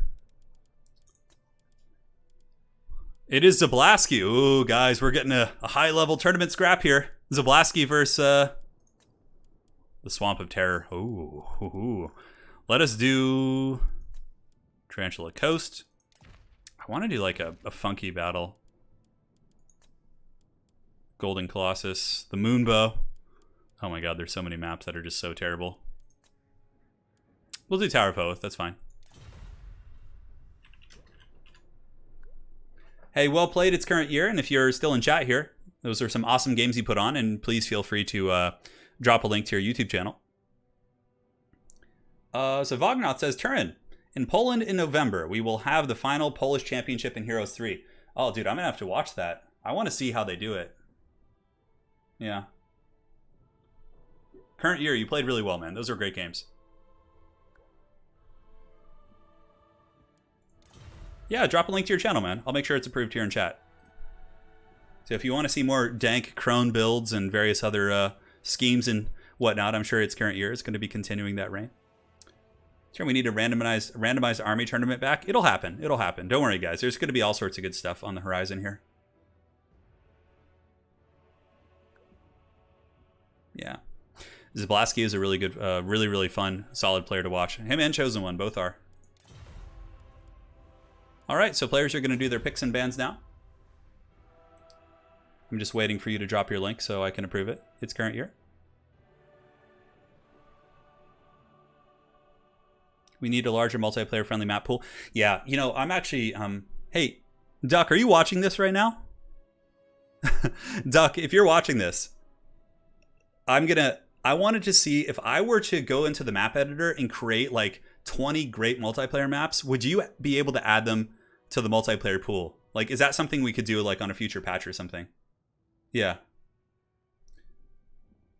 Because I would be willing to like spend some time doing that. Hold on. I'll pull up your channel. I don't know if it's letting you link it.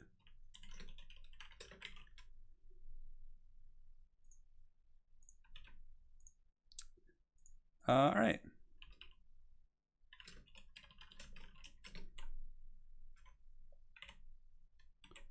There's a link to his channel if you guys want to check it out.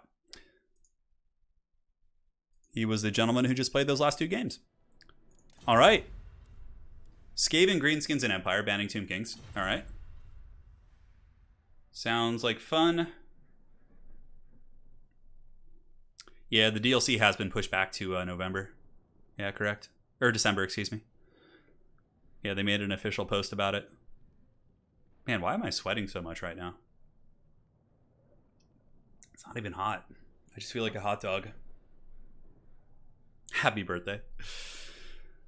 It is not my birthday, but I will happily take the kind words. They announced it on Twitter, and Grace also said it on Reddit. Yeah, correct. Correct, Mundo.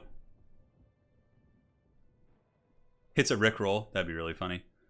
I could Rickroll you guys pretty good. I mean, I could just... Well, I couldn't play Rickroll on stream, no. Maybe if it was like a karaoke cover or something. Van Greenskins going Lizards. All right, so we got Lizardman for Zablaski, and we'll see what Chosen One picks for his army here. Hey, you're welcome, current year. You got it, man.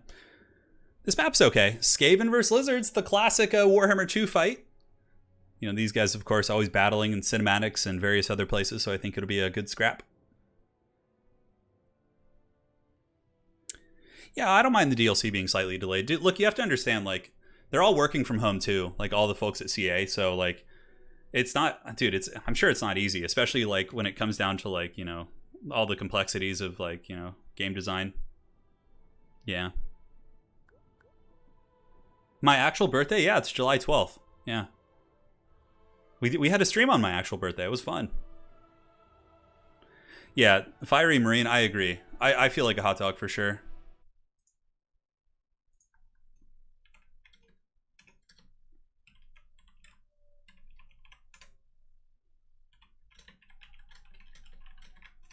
right, cool. Chaos Dwarves would be badass.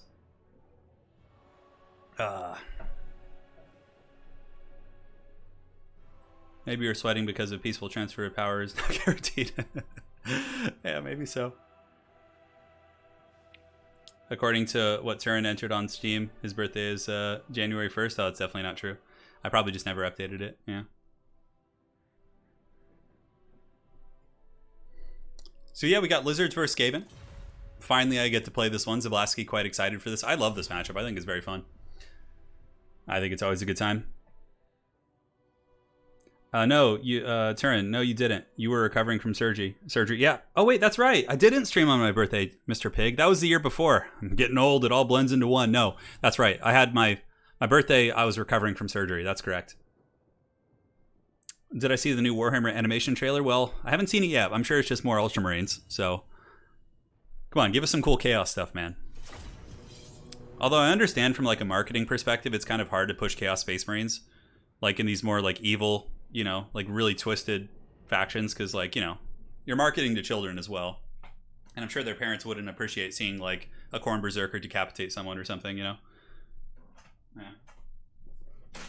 Let me go get some water here.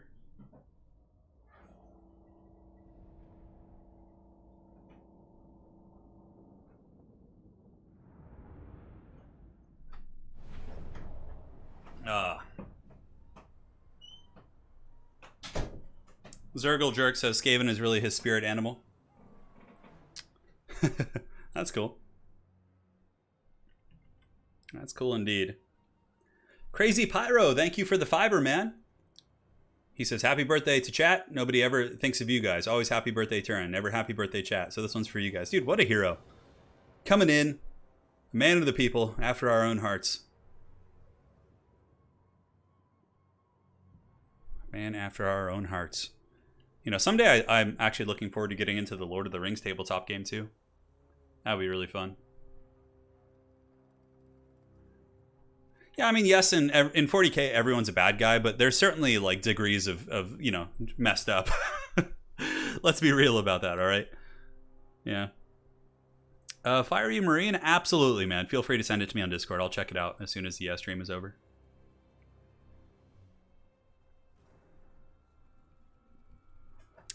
I never played the Dawn of War series except the third one, sadly. Yeah. All right, guys. So for the build here, oh, dude, I love this build already. So, guys, for Zablaski, he's got double Bastillodon with Rev Crystal. So he's got double the healing. He's got a Stegodon here. Looks like a front line of Skinks mostly. And a huge, huge Pterodon Air Force. Oh my god. Double Rev Crystal, and it's going to be Lizard Moses with Manticore Summon, of course. I mean, that's always pretty strong. Oh, Zergle Jerk, no worries, dude. Yeah, oh my god. Double Rev Crystal. And now for the Hordes here of Skaven. Chosen one going the very standard build. It's like spam Rat Ogres, get a couple Giselle, some Mortars, and you pretty much cover your bases, right? So he's got a Grey Seer Plague, an Assassin, just a bunch of random Skaven infantry, Ogres, a single Mortar, and a single Giselle. Now, the interesting part about this Pterodon build is that the only anti-air unit here is the Sharpshooters. So if the Pterodons decide to just fly over here, they're going to get a free kill on the Sharpshooters, and also against the Poison Wind Mortars. So I think that's pretty exciting, man. It's going to be fun. Yes. Dawn of War. Yeah. No, I never played the Dawn of War series. When I was growing up, I was playing mostly Heroes of Might and Magic 3, Warcraft 2, Tides of Darkness. Warcraft 3, The Frozen Throne was probably like the most hours I have in a game. StarCraft, Brood War. Like those were all my like games back then. Yeah. So I like didn't get into the Dawn of War franchise really, which is a shame. I wish I had. Oh, yeah. It is a shame indeed, because I've heard it's a great series.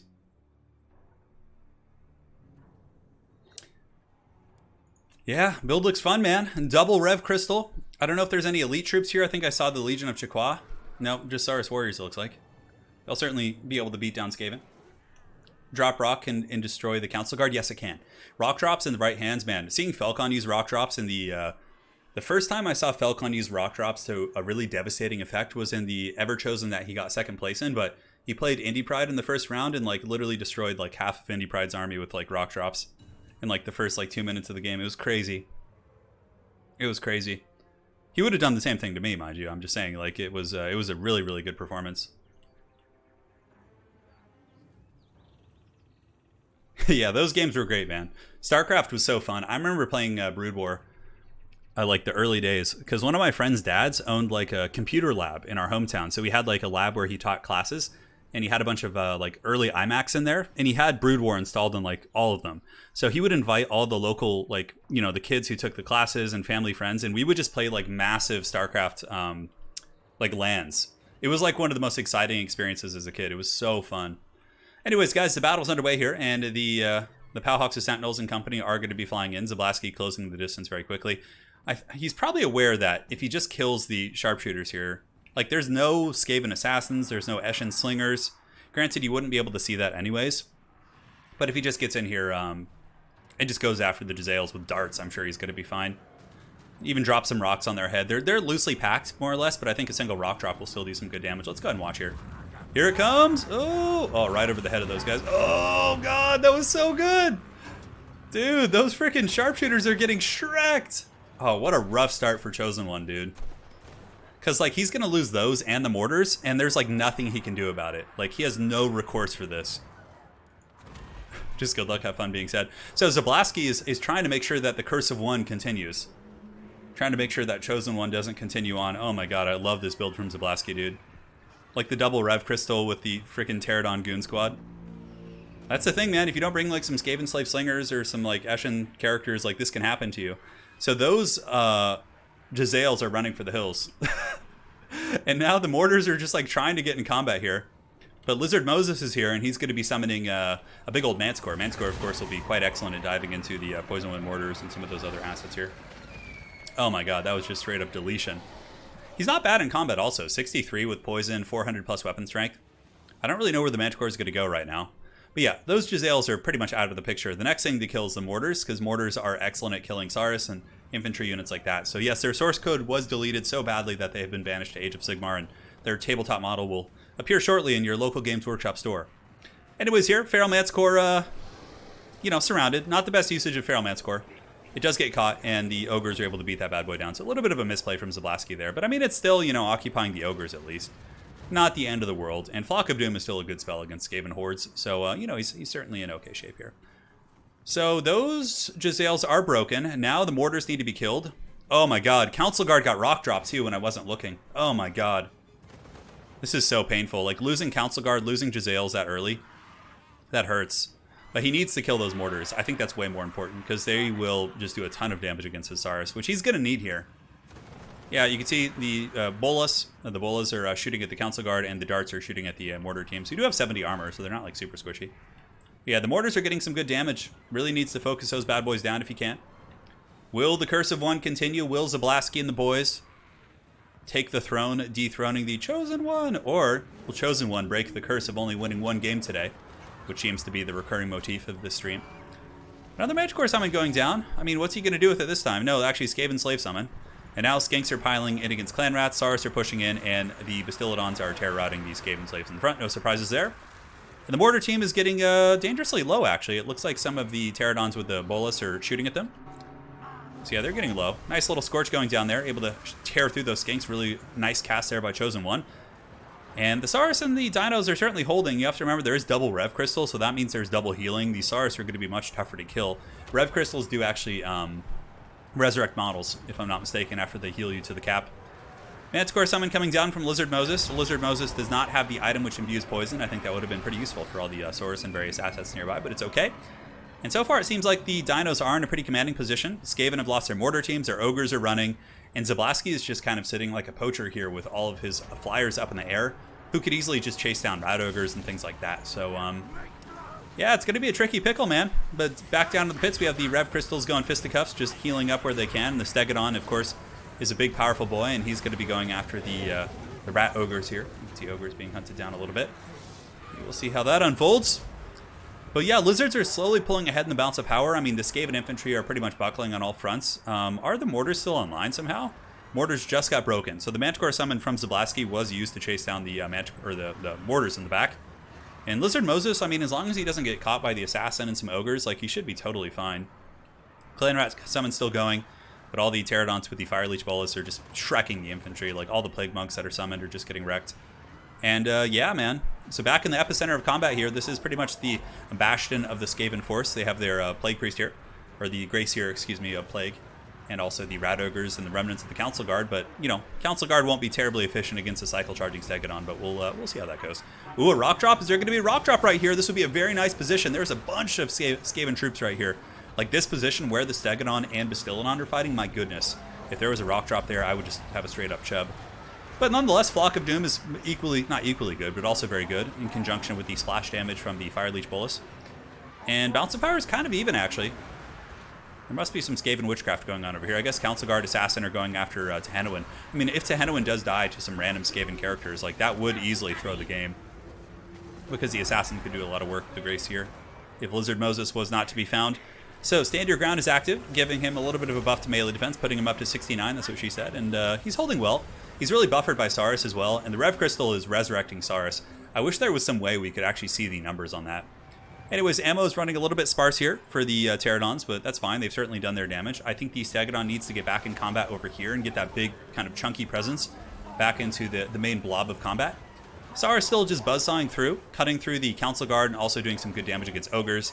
The Rev Crystal does heal a little bit more than an Earth Blood, so yeah, not bad. But I mean, this is a way for Chosen One to come back, man. Zablasky has been very dominant this entire game, but if Chosen One is able to kill Tehenowin, you know, that could be a big problem.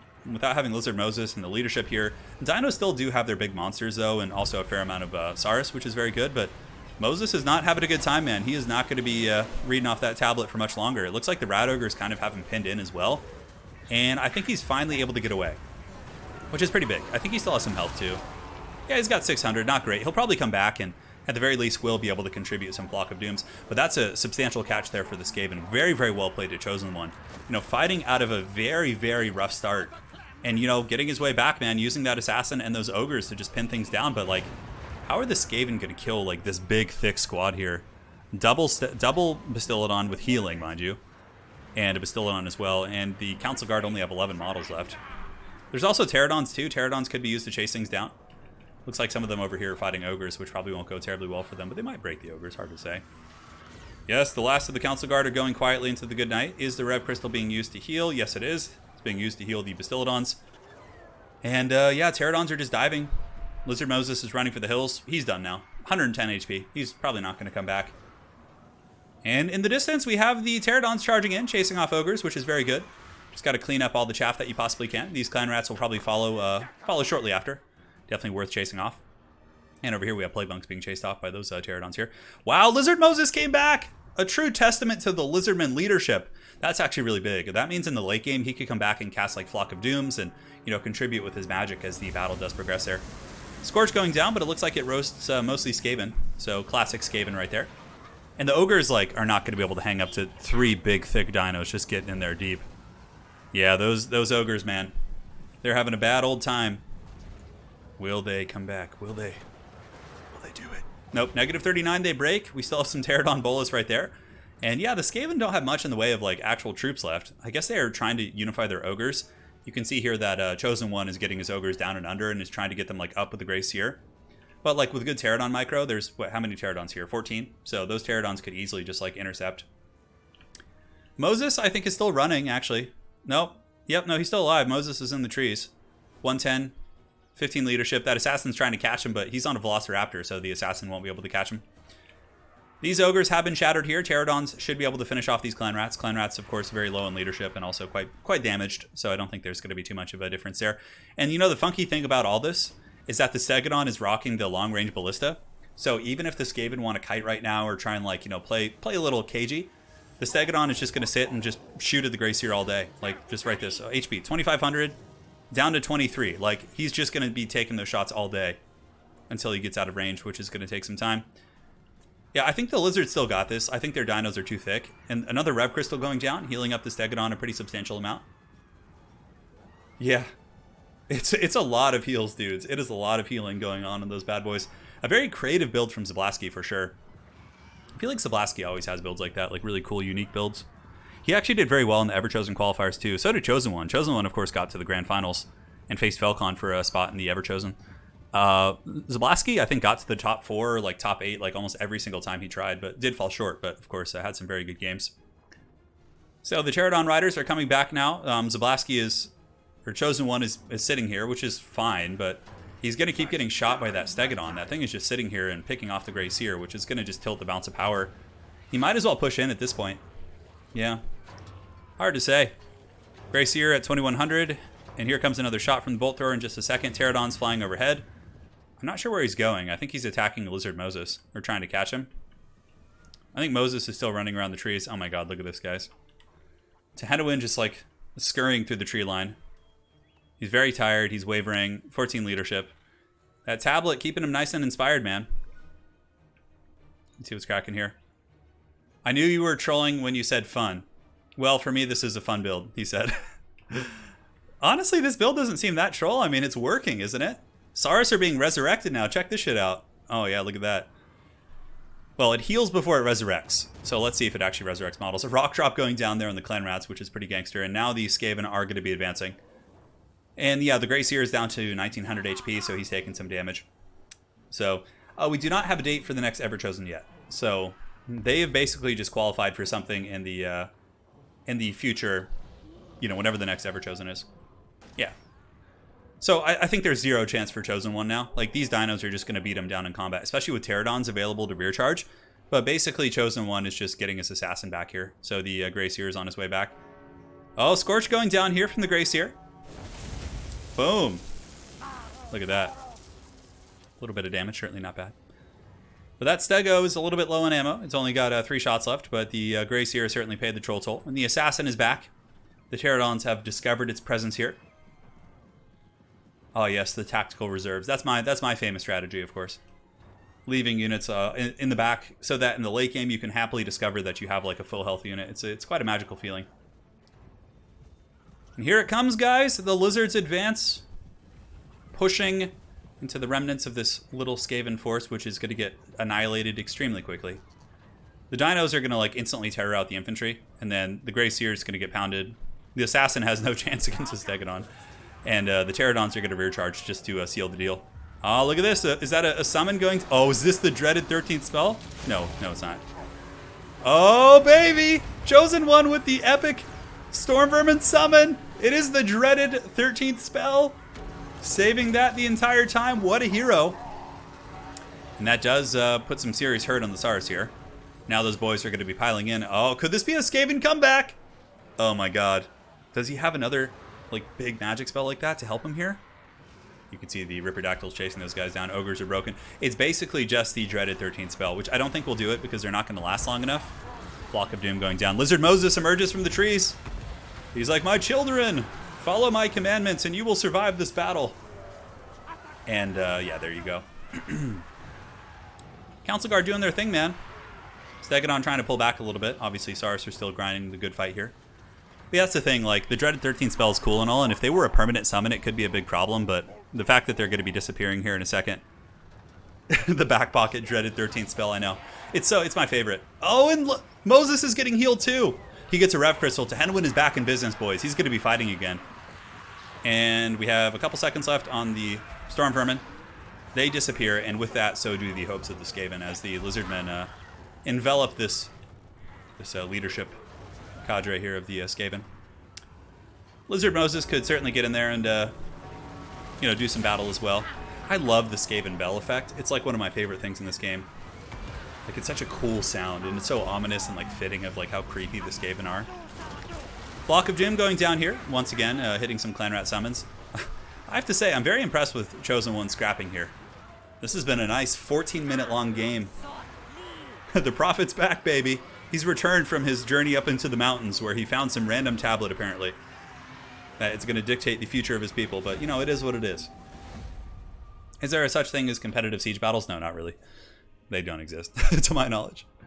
Let my people go. I know, that's what happened. All right, guys, well played. The Curse of One continues. Zablaski is our new King of the Hill. All right.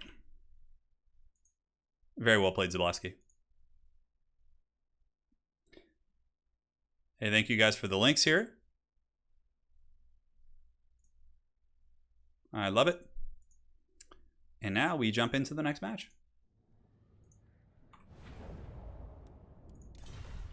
That dreaded 13th summon. Oh man, that was fun. All right, cool. So we'll just hang tight till we get another gentleman joining here, and we'll be good to go. We will be good to go. So we got Carl. Carl, he has a hedgehog for his picture.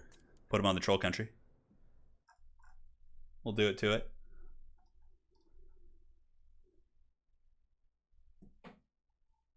Looks good, man. Turin, hell yes, caught your stream. How are you doing in this fine haggard day? I'm doing very well, Ali. Thank you for asking. Hope you're doing well wherever you are in this world.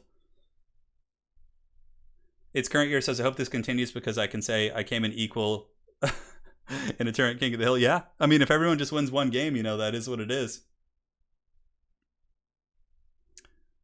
We got Carl, the terror in the night. Hold on. What's up? Oh, it's Flying Taco. Wait, hold on. No P, mister.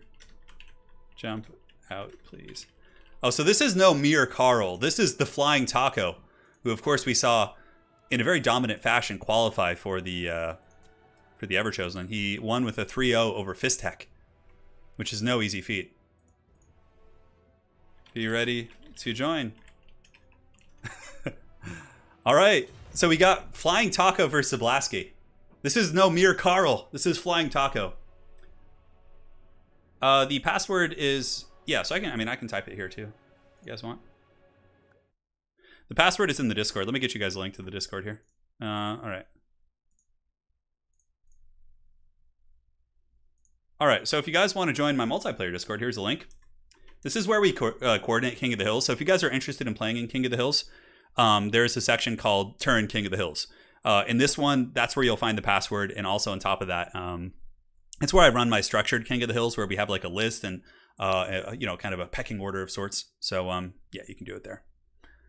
Right on, guys. Welcome to the server for all of you guys who are new. Thomas Ramfjord. If you ever tried Dawn of War again, look into Dawn of War 2 Elite mod, which still has a great community and updates. I will, man. Thank you so much. I think I will try it someday. Yeah. Flying Taco's alter ego Carl. Flying Taco has some amazing names. He always does. All right, we got Norska banning lizards. Okay, so we got Norska versus someone or other. We'll see. Thank you so much, Thomas Ramfjord, for the donation.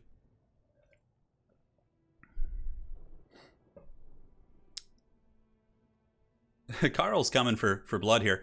All right, so it's a smallish map. So we got Tomb Kings versus Norska. This will be a fun one. I always like watching the desert folk fight the Northmen. Very contrasting cultures.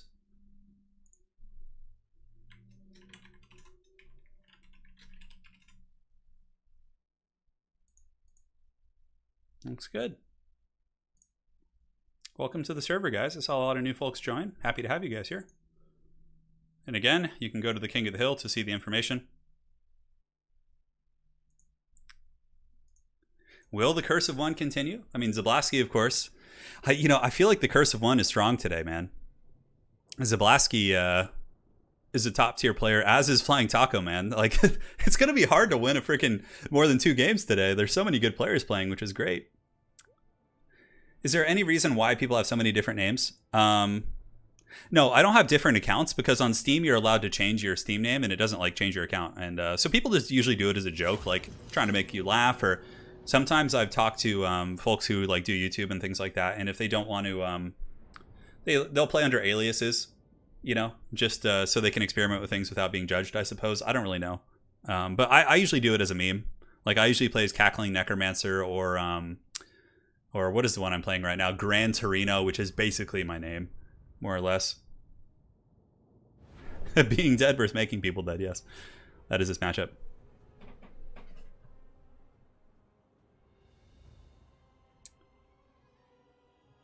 Dang, got the last name right the second time? Hell yeah, dude. See, I'm learning. All right, will the Curse of One be broken? Zablaski versus Flying Taco on a very small map. Gokthim, you've missed a fair amount of great games. A lot of really good games, back and forth. Like, nobody is dominating today. Everybody is winning and then losing. It's been crazy good. Those are my favorite King of the Hills, to be honest. Yeah. Oh. Oh my god, stretching it out. Contrasting cultures indeed. I'm going to be trying to, after this stream's over, I'm going to try and talk Lady Turin into playing some Heroes 3 with me. It's got to happen. All right, guys. Have we seen Skin Wolves yet today? I don't think so. We might see some in this matchup, though. All right, guys. Oh my god, Flying Taco's build.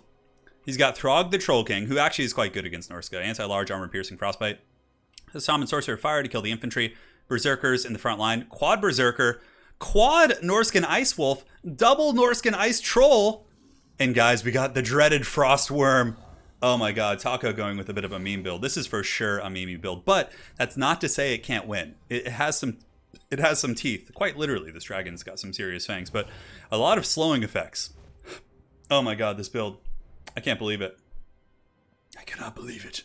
So for the forces here of Zablaski, it's going to be a front line of halberds and skeleton warriors, an archer line at the back to shoot trolls and some other big targets. Cetra the Imperishable, we have an Necrotect as well, and in the far back we do also have some Ushapti mixed with Nehekara horsemen. So Zablaski's build much more straightforward. Ushapti are a nice roadblock against Berserkers. They have high armor, they can endure Berserkers for a long time and actually kill them rather efficiently. So, dude, this is so excited. I mean, I'm so excited. This is excited. This is exciting. My brain is overloading with excitement. I cannot think straight. No, it's not Felcon. Flying Taco may have to fight Felcon in the Everchosen. Who knows? Allegeron, pay the troll toll, baby! In Troll Country. I know. Oh, I didn't even think of that. It is Troll Country. And it's snowing. This is like the most Norscan thing ever. How do you make a Frostworm / Chaos Dragon good? Well, at this point, neither of them are very good, sadly. But I think as, the meta shifts, maybe they'll find a place. But yeah, Chaos Dragons suck because they make you bring a Chaos Lord, which is just subpar compared to the other choices. And the Frostworm is just a little bit weak as it pertains to dragons. It has a very low HP pool, I think lower than other dragons. So, Frostworms are okay. Like, I've seen them, I don't feel like they're very good. I feel like they're kind of like, somewhere like in the lower middle end of the spectrum there. This is excited, Turin 2020. I know, quote me. Write it on my gravestone. So Berserkers are making their way forward. A big thing for Zablaski is going to make sure... what I'm concerned about is I think that his Tomb Guard here are probably going to get blasted with Burning Head, and that's going to be extremely, extremely painful. The Halondos in the back, I'm actually eager to see how these Norscan Ice Wolves trade with Nehekar Horsemen, too. I mean, they have saucy stats for sure. 26-19, but 42 weapon strength, and also a big charge bonus. Leadership is not the best, though, so they could have issues there. So look at this. Taco's going for a full surround. He's not going to be taking a head-on engagement, which is smart because there's obviously a fully prepared Tomb King's force, right? Mark Garrett, thank you so much for the donation, man. Really appreciate that. For the big two buckaroos. So now the Norskins are going in, but Taco's sending in the Norscan trolls, but oh my god. Oh, this could be so bad. Zablaski needs to move. Oh god. One of the Tomb Guard halberds gets roasted. That was a really good reaction by Zablaski, though. If he didn't react, that would have just been game blouses for sure. Berserkers against Skeleton Warriors. We all know how that's going to end. We have more Berserkers getting into the backline here. And now the Norscan Doggos. Look at this. The Norscan Warhounds are 2v1ing the Nehekara Horsemen and are actually winning. Oh man, what an interesting usage of these guys. I never thought about using them as like a bunker buster unit, but it seems to be pretty effective so far. Nonetheless, though, Zablaski with really good focus fire from his archers is able to kill these Berserkers rather quickly. The Shaman Sorcerer of Fire just kind of running about right now. And the Troll King is... Where is the Troll King? He's on the other side, it looks like. But now this is where things get a little bit crazy. Norscan Hounds are sent into Nehekara Horsemen. And now these Doggos are going to be actually rear charging these Nehekara Horsemen, which does open up the back line. Some of the Trolls are also bull rushing through, and the Frostworm with a big breath attack right there. Man, brutal damage from that Frostworm breath. And now the Skeleton Archers in the back line are going to start getting swarmed here by the Frostworm and the Trolls and many of these other assets. Here they come.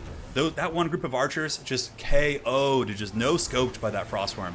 And now we have Berserkers piling in. Another unit of archers probably going to be dying here.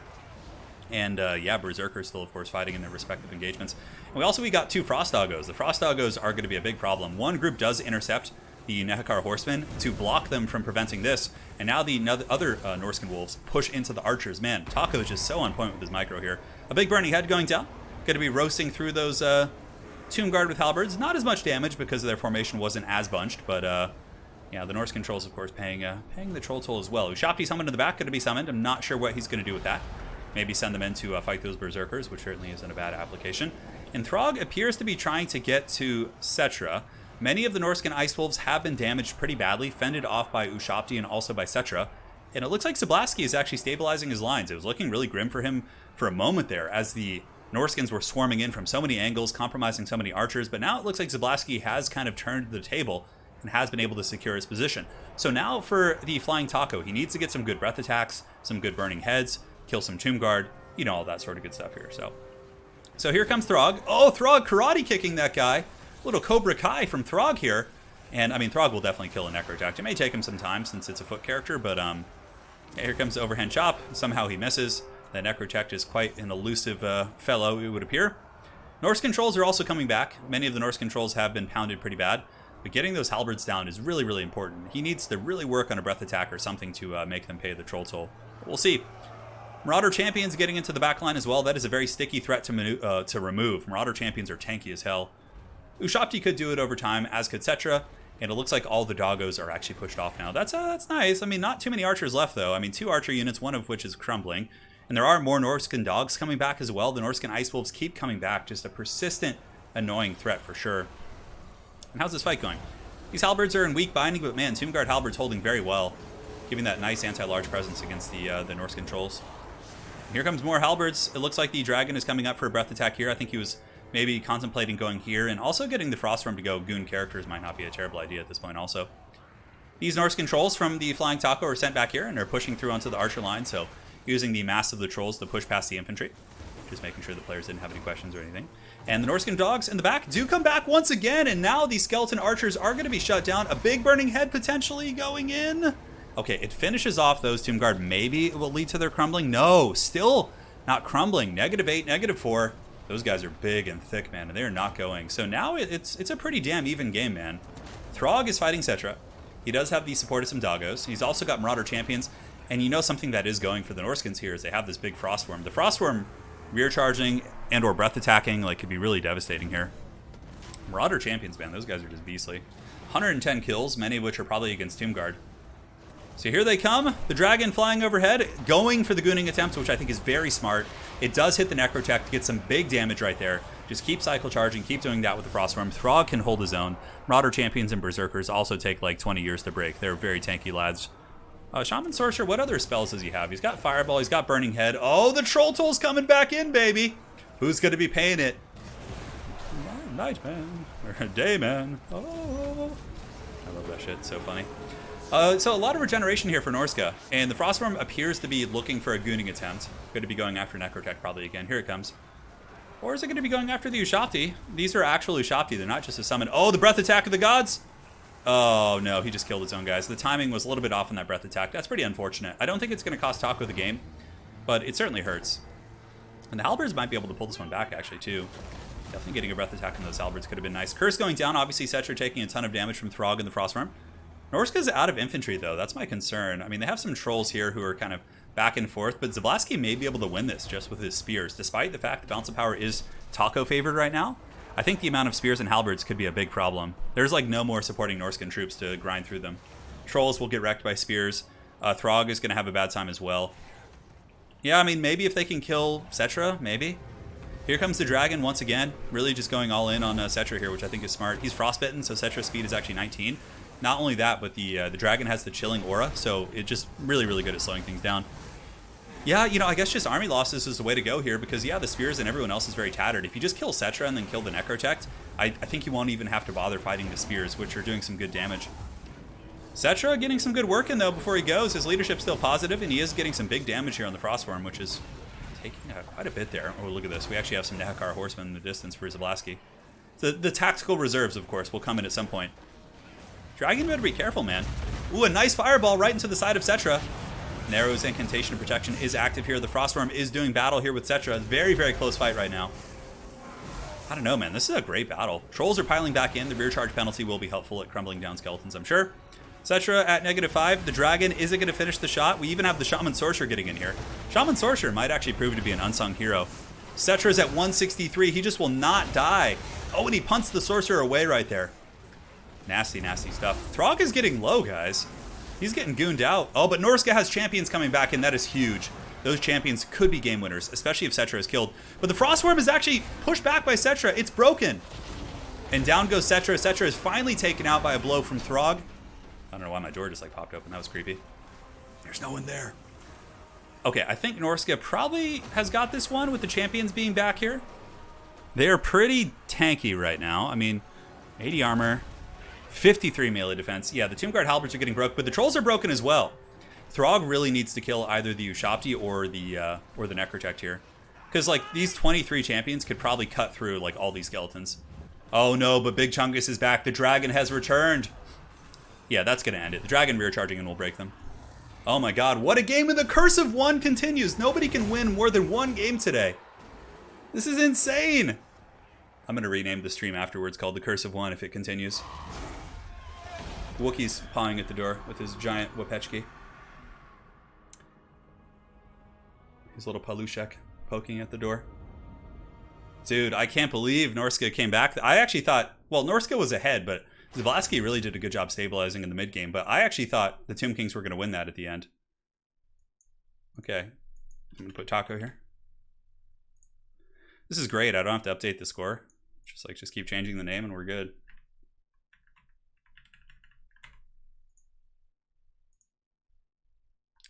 All right. Dayman. Oh. My voice is just so tired right now. I can't do the J-Man Nightman. I'm sorry, guys. I'm sorry. All hail the Wookiee. He's arising from the deep. With crooked paws and incredible claws. Wookiee's calling for the treats.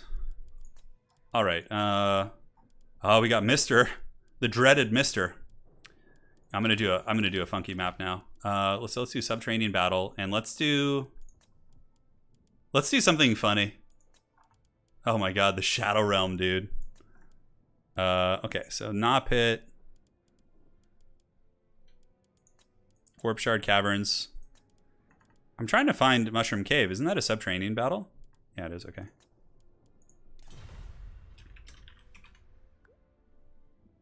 All right, cool. Let's get this party started. So we got Hunter here, I believe. Was his name in chat? Carl! Carl! Can we get a picture of Wookiee opening the door? Oh my God. Banish him to the Shadow Realm. Well, if anybody can break this curse, it's Flying Taco. Trust me. Flying Taco is just as good as Falcon and Soothsayer. He has been playing so goddamn well lately. Can you kick me out of the stream if I... Can you kick me out of the stream if I alt-tab my computer explodes? I can't see your name in chat. Don't worry about it. I won't talk about armies until game starts. Alright, so since he can't leave the stream, because if he minimizes, his potato will explode, according to him. Yeah, Carl doesn't care. No worries. Hadries is more than welcome to play. It's kind of first come, first serve today, so it's just the Wild West. Summon the Electra Wookiees. Summon the Electra Counts. It's so badass.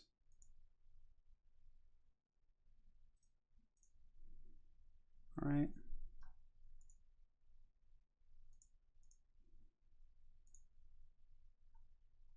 Alright, looks good. So,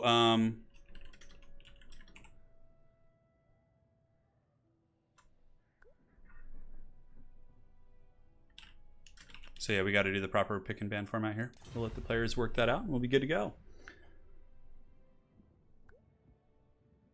Yeah, Flying Taco is really, really good. He's been killing it lately for sure. Running the dreaded duo potato core with the hamster wheel powering it is a risky gambit, yeah. Never underestimate the power of the hamster, man. Never underestimate it. Oh, sure. Yeah, I mean, that's the new format anyway, so we might as well use the ban there. Oh, man. Yeah, Warhammer can be a game that can be a pretty big hog on your system. I'm I'm due up for a new computer soon, so I'm gonna be saving some dough for that. And yeah, doing it, man. Doing it to it. Yo, dude, Hadri's 100%. Alt-tabbing during a loading screen is like asking for it. That's just asking to have your game crash. Kobold Slaughter. How long have we been streaming? About 2 hours? Okay. So we'll go for another couple games, and then whoever's the last King of the Hill, I'll face them. It's not going to be hard to win today as King of the Hill, though, that's for sure. All you're really going to need is just 2 victories at this rate. Yeah, I think we're all in the same situation as it pertains to the minimizing during the business. My computer is weak, but just running Warhammer in windowed mode helps. It sounds like it could be a good idea. Okay, so the players are doing their picks and bans now. We are on the Mushroom Cave, which is a pretty small map. You know, part of me wants to do Lord Croak's Temple. It's actually kind of a cool map. It has some really unfair terrain that you can like hug up against to deny flanks, but Lord Croak's Temple is a really cool looking map.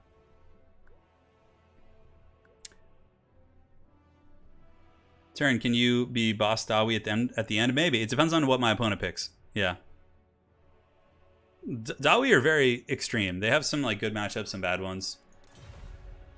I haven't done any tourneys before this. Okay. So Mr. Underscore here is facing one of the best players of all time here and hasn't played in any tourneys yet. I'll go Norska and spare Turin in the mirror. All right. So I think we got Lizards versus Norska. Mins to pick. Well, this is certainly trial by fire, bud. This is trial by fire. Yeah. We will see. Yeah, but if the circumstances do approve it, I could certainly play some dwarves for you guys. Blind pick dwarves? Oh god, no, please. That's just like it's so painful. Having to like face like high elf chariot play with like Alariel healing, it's just end me, dude. Everyone in the chat's like rip. I'm sure you'll do great, man. Mr. Underscore, if you're still listening on stream, hold your head up high. Just, you know, if you're playing a player who you think is more experienced than you, often going for something very simple and effective is good. So, like, you could get, like, a Slan of Light, right? Get, like, 3 Temple Guard and some Saurus. Get, like, some big dinos. Just push forward in a very simple formation. And then use Brona's Time Warp on your blob to, like, grind down Taco's front line. Like, going for simplicity can be good, for sure. I mean, if you try and micro with him, you may struggle. Although, unless you come from, like, a StarCraft background or something. Yeah. Who knows? Hadri says, Master Taco, there's too many of them. What are we going to do? We will see. Dude, I love the Youngling memes. They're so funny. What Norska memeing is mainly trolls, right? Like going for a troll build. Yeah. I mean, Norska doesn't have too many meme units. They have the trolls, they have the Frostworm, I guess, who's kind of memey. But they're not like, you know, a faction that has like wagons and frickin', you know, things like that. Yeah. This would be a solid upset for sure if he hasn't played in any tournaments. We are on the dreaded Mushroom Cave, which is always a fun map. It's kind of a small one. Really cool looking map. I love the stalagmites up there and then the opening to the sky. I think that's a really cool touch. So I'm not going to talk about the armies until the game starts because he said he can't minimize to leave the stream and the sound is still on. So just for his sake, I'm going to just chat with you guys until the battle starts. We'll go from there. It'll be good, man.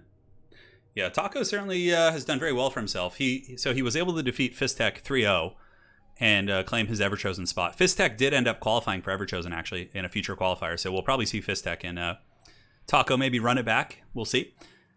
But yeah, aside from that, Taco has pretty much gotten to all my ECL finals. He won the most recent ECL season, of course, and that's where he qualified. But before that, he had gotten to all my ECL finals, more or less, and had really good games against top players. Yeah, crazy stuff, man.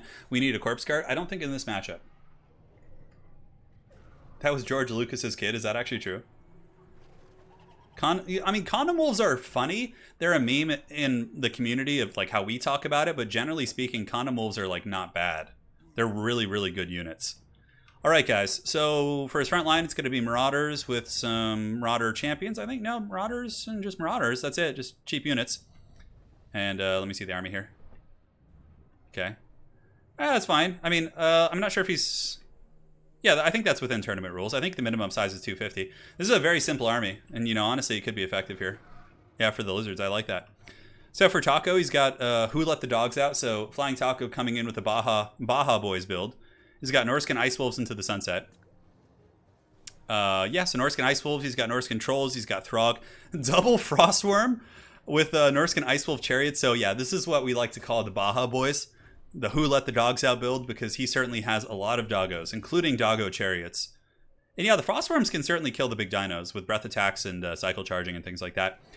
And for this build, we got Lord Thickness, Mazda Mundi. So if you are watching this back, Mr. Underscore, you definitely want to cut some abilities here. You don't want to bring all your abilities, because you can get like a couple extra skinks if you cut some abilities, but yeah, we'll see how this goes. I mean, you know, the build here isn't like... Temple Guard should be pretty durable here. Yeah, but it's going to be tough to deal with Taco's Frostworm Micro. Look at Mr. Underscore. Look at him. He's like, I'm in danger. Oh, dude, I love that. What a trooper, man. So yes, the battle does rage on. The Pterodon Rider is going to be going to intercept the Frostworm here. And not about, I mean, Pterodon Riders are great against Frostworms. They can kite them, they can poke them. Frostworms are not super heavily armored. They only have 70 armor, so. Triple Frostworm, that is actually illegal under tournament rules. I'm not sure what the minimum army size is. Typically in tournaments, you have to have like at least, I think it's either 250 or 350 for your army. So this one is kind of on the brink, but it doesn't really matter. We're just obviously having fun today. But Solar Engine going down. Nice shot right there, blasting those Ice Wolf Chariots as the Norscan hordes do come. The biggest thing here for Mr. Underscore is going to make sure that he doesn't let his Temple Guard get breathed on.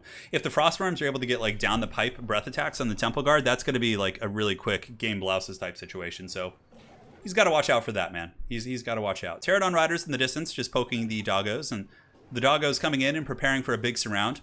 Seems like Flying Taco, man, using the quad, because against Zablaski, he used 4 Norscan Ice Wolves as well, and was able to actually defeat the Nehekar Horsemen and some of those other tools, which I think is very cool. But yeah, that's the biggest thing here.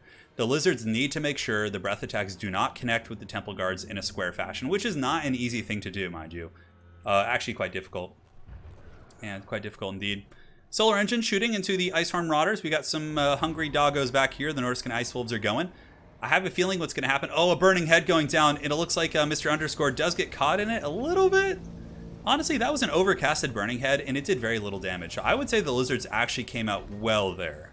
That was a good trade for them. You know, a pretty decent reaction, too. He reacted before the burning head got to, like, his second ranks. So now the Norscan doggos are surrounding. You can see the massive horde of good boys are preparing to envelop this army. First breath attack going in. Oh, God. Is Throg going to throw up also? Oh, come on, Throg. Give it to us. Give us the throw up. Oh, he doesn't have it. That's too bad. Well, anyways, the Temple Guard do get a big breath attack right down the pipe, and now the other Frostworm's going to be closing the gap here. Are the Jogs going to actually go after the Ancient Stegodon? Maybe so. Yeah, Solar Engine's doing good damage here. And Temple Guard and Croxagores, of course, are holding. Temple Guard are going to be able to beat many of these troops, including the Norscan Ice Trolls. But with Throg here and, you know, being rear charged and whatnot, it still could be very, very troublesome. Shield of the Old Ones going down. A very nice cast there. And here you can see Lord Mazda Mundi is riding through these Iceworm Marauders. Maybe getting Mazda Mundi over here to this engagement would be a little bit more impactful. A big, thick banishment coming in from Mr. Underscore, actually tearing through those Marauders and doing some really, really good work. All right, that's certainly not a bad start. But another breath attack coming in from that Frostworm is able to wreck those Temple Guard very, very well. Ruination of Cities also coming in from Mazda Mundi. But now we have more Marauders with Great Weapons piling in. And the Temple Guard are broken? Or just deleted? Where do they even go? Temple Guard, Temple Guard. I don't even know where the last Temple Guard went. Anyways, Frostworm's going to be jumping in now. Throg, of course, is more than capable of battling many of these big dinos, but Throg getting punted over here by that Ancient Stegodon. Now if Throg could kind of team up here with the big old Frostworm, that would be nice to maybe take that boy out. We will see if the Troll Toll shall be paid. Here up in the sky, we do have Pterodons shooting at this Shaman Sorcerer of Fire. He's pulling back at this point. Balance bar is pretty even at this point. Mazda Mundi and his Temple Guard here on the far side are able to defeat the Iceworm Marauders and, you know, should have a good trade against Chariots and also against these Norscan Doggos. But in this situation, it looks like the Lizards are a little bit enveloped by the Frostworms. Granted, you know, that Ancient Stegodon's holding, guys. We got a good proper scrap on our hands here, and Throg needs to come in and make a big difference. Because those Temple Guard are actually holding very, very well here. Another breath attack coming in from the Frostworm is able to make a kind of partial impact here with the Temple Guard. A nice Apotheosis going down as well is going to be healing those bad boys. And Throg Daddy's just kind of working on that Ancient Stegodon, being surrounded here by a Frostworm as well. This is a beautiful engagement here from Norska. Being able to bring down the Stegodon certainly would be quite nice indeed. And you can see the Ancient Stego. What's its HP at? 5,400. Throg keeps getting knocked over by something. And the dogs, the Baja Boys build, the doggos keep coming back and forth, man. They're just cycling back in, but it seems like they keep getting terror-ratted by the big monsters. But, you know, honestly, Lizards are in a decent position. I think with some proper engagements in play, the Lizardmen could win this. And, dude, that would truly be an amazing upset. The Curse of One would continue on. Now Throg is being punted back here. The Curse of the Midnight Wind afflicting him with a little bit lower armor. Not that he cares. He's pretty lightly armored as is, but the melee attack debuff is still substantial. We have the Marauder Ice Wolf Chariot still fighting. A fair amount of Temple Guard. I think both Frostworms are still very functional, though. So for Flying Taco to win this game, he's going to have to get some good engagements against the big dinos with his Frostworms. Another Breath Attack coming in. Does do some really good damage. And now Throg is actually kind of getting bullied by this Ancient Stegodon. Yeah, the Frostworm should help quite a bit in this particular fight. Norskin Doggos could also charge in, go after the Pterodon Riders. Certainly not bad. And man, this is a game, guys. This is a game, all right. Solar Engine back online, shooting here at the Marauders. Throg working on the Stegodon, but the big boy here, the Frostworm of Karl, is being pushed back. Lord Mazdamundi, he's on the hunt, boys. He is on the hunt indeed. And you can see the Frostworm is running for the hills. Yeah, that's actually really big, guys. I think that currently, it looks like the Lizardmen are in a slightly commanding position. Bounce of Power isn't point of no return by any stretch of the imagination, but this is really big. Throg is going to have to carry this game super hard if they want a chance to win. He's going to have to like solo this big dino and then deal with Mazdamundi, who Unlock is really a powerful combatant. I mean, 130 armor, pretty much unbreakable leadership. He's really tough to kill. Cascading Fire Cloak going down, which does give some extra AP damage to Throg Daddy as he continues to work on that Stegodon. I think it's really important for Throg to beat the Stegodon, because if he does, then he can chase it off with his Frostworm. The dreaded Youngling, I know, man. The Youngling is holding no blows here. The Temple Guard doing a great job, and you know, just like I was saying pre-game, I don't know if he heard my advice, but the Temple Guard are just so good against Norska. They fight Famir, they beat many Norscan infantry. They can, you know, help against like everything pretty much on the Norscan roster. And now Throg is being run over. He's being trampled by thickness. Oh, dude, look at this. Mazdamundi royally thick. And now the other Stegodon is going to continue rolling here. You can see Throg Daddy is broken. Negative 18, guys. Bounce of Power is going into the favor of the dinos. Frostworm, I don't know if he's going to be able to carry this. Like, Throg has to be saved. If Throg dies, this is pretty much over. Looks like another Breath Attack going down. I'm not sure what he was targeting there. Maybe some Temple Guard, it looks like. Youngling about to slay Anakin. Maybe so. Oh my god, is that a Ruination of Cities? He just cast Ruination of Cities there on Throg. That's so funny. Oh my god. So Throg just gets peppered by that, man. Oh my god. I mean, it does no damage to him, but it sends a message. Oh, and the Solar Engine blasting the Frostworm up in the sky. Look at that. Negative 36. Negative 37. Oh my god. This is just insane. I think Throg might come back. Like, okay, there's some dogs here and also some trolls that can rescue Throg. So now Flying Taco going for the counterpunch, knowing he's a little bit behind here, is trying to isolate and take out the Ancient Stegodon, but a very good Apotheosis and Shield of the Old Ones here. Able to really keep things going. We got Croxagores, we have freaking Temple Guard piling in. I think Flying Taco is in some huge trouble here. Throg is back though, and he's healing. So if Throg could heal back up to, you know, half HP or something in that ballpark, like if Flying Taco could really like delay this fight and, you know, kite a little bit and try and give Throg time to heal and isolate something, maybe so. Norscan Ice Wolves going in, and it looks like the Frostworm is pulling back as well. The other Frostworm is pretty much out of the picture now. 135 HP, negative 15, probably going to run off the edge of the map. Okay, Mazdamundi in a little bit of trouble here, though, being attacked by a lot of frostbiting creatures, but there is a horde of reinforcements coming nearby. Yeah, you can see a lot of Temple Guard coming in. You can see this Ancient Stegodon coming in as well. And Throg Daddy is here. He is ready to party. And is that 9 leadership, 10 leadership, 12, 15 leadership? He is wavering due to army losses. And the Youngling has prevailed this day. Mr. Underscore with the Temple Guard Doombox able to claim victory. Oh my god, what a game. that was crazy. The Curse of One! It continues. What is this? Alright, Mr. Underscore. Mr. Underscore, so we'll just do it like this. I can't believe it. What a game, man. I mean, I think Flying Taco's build was pretty memey and he was messing about a bit, But man, still a really good performance. Yeah. It's the curse. Mr. Underscore says currently sweating. That's so funny. Oh man. Pools of sweat and try hard on the floor right now, he says. Dude, that was a game, man. That was a good proper scrap. Well played. So, well, it wasn't his first online game. He said it was his first. He hasn't played tournament games. He's played quick battles before and played multiplayer. He just hasn't done like bigger tournaments for sure. Yeah. Dude, nobody is winning more than one game today. GG, well played. All right, so we got Sainier in here. I haven't seen you in a long time, Sainier. Hope you're doing well, man. Or at least in game, I haven't seen you. All right, so we'll do the Central Chaos Waste. Okay, Mr. Underscore. Now you pick 3 factions you'd like to play and ban one of any faction. Then your opponent bans one and picks. So I'll walk him through this. Well played, man. That was a good proper scrap. Yeah, okay. I will Flying Taco. No problem. Oh, of course. I mean, he had like 260 troops, so it's not really that big of a deal. Like, he could have just replaced one Temple Guard with Thesaurus and it would have been fine. Yeah. Sainier says, took a bit of a hiatus, but I'm still kicking. So, okay, so he goes Dwarves, Empire, and Dark Elves. Okay. Sainier, ban one and pick now. It's first come, first serve. So I just have a lobby open. The password is in my Discord. And you can just go from there. Yeah, you just join. It's just as the lobby opens up. Normally I'm more organized, but today I wasn't sure if my internet would hold up, so I basically had to just kind of shoot from the hip. Yeah. Adri says the password is too long. You're too slow to get in. Oh, that's funny. Okay, so he's playing Tomb King. So now, okay, so Dwarfs or Empire? Empire. Yeah, I like that. It's kind of cool. Okay, 5 minutes to pick. Good luck, have fun. Mr. Underscore, remember, minimum army size is 300 troops. For future reference.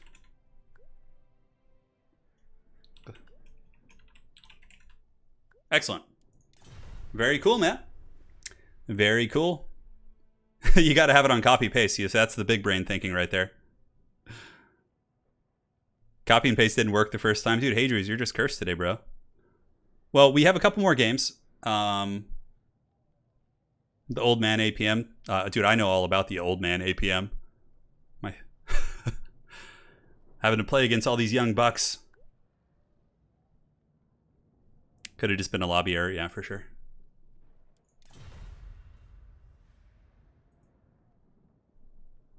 So yeah, so Emp versus Tomb Kings. Good luck. So now the players will pick their armies. So yeah, Empire against Tomb Kings. I mean, you have some pretty good options for sure. Like Franz is always good with Galmaraz. I actually like getting Sigmar Sons and a couple Flagellants to hold the front line. Cannons can be good here, but and using Empire Knights to defend your cannons. There's like a bunch of ways you can play it. Empire is such a diverse faction. They have so many choices for sure. Yeah, Dwarves were banned there, so now we have the Empire or Dark Elves. Yeah. It's all good, man.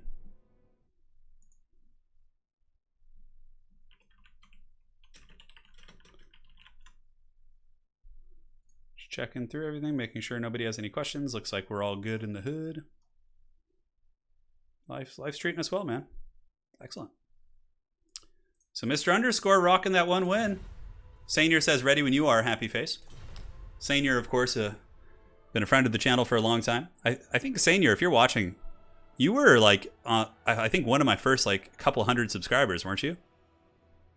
I remember your name, dude, from like 2016. You want to go to bed, but you want to see how this ends? I know. Grenade launchers are really good. You guys saw them earlier. It seems like Mr. Underscore is developing a fan base here in chat. You guys are rooting for him, huh? Is it possible to have an 8-player FFA? No, you can only have 4. Yeah. Correct. Oh, yeah, buddy. All right, he's ready. Let's see what he's got. Senior is here. He is ready also.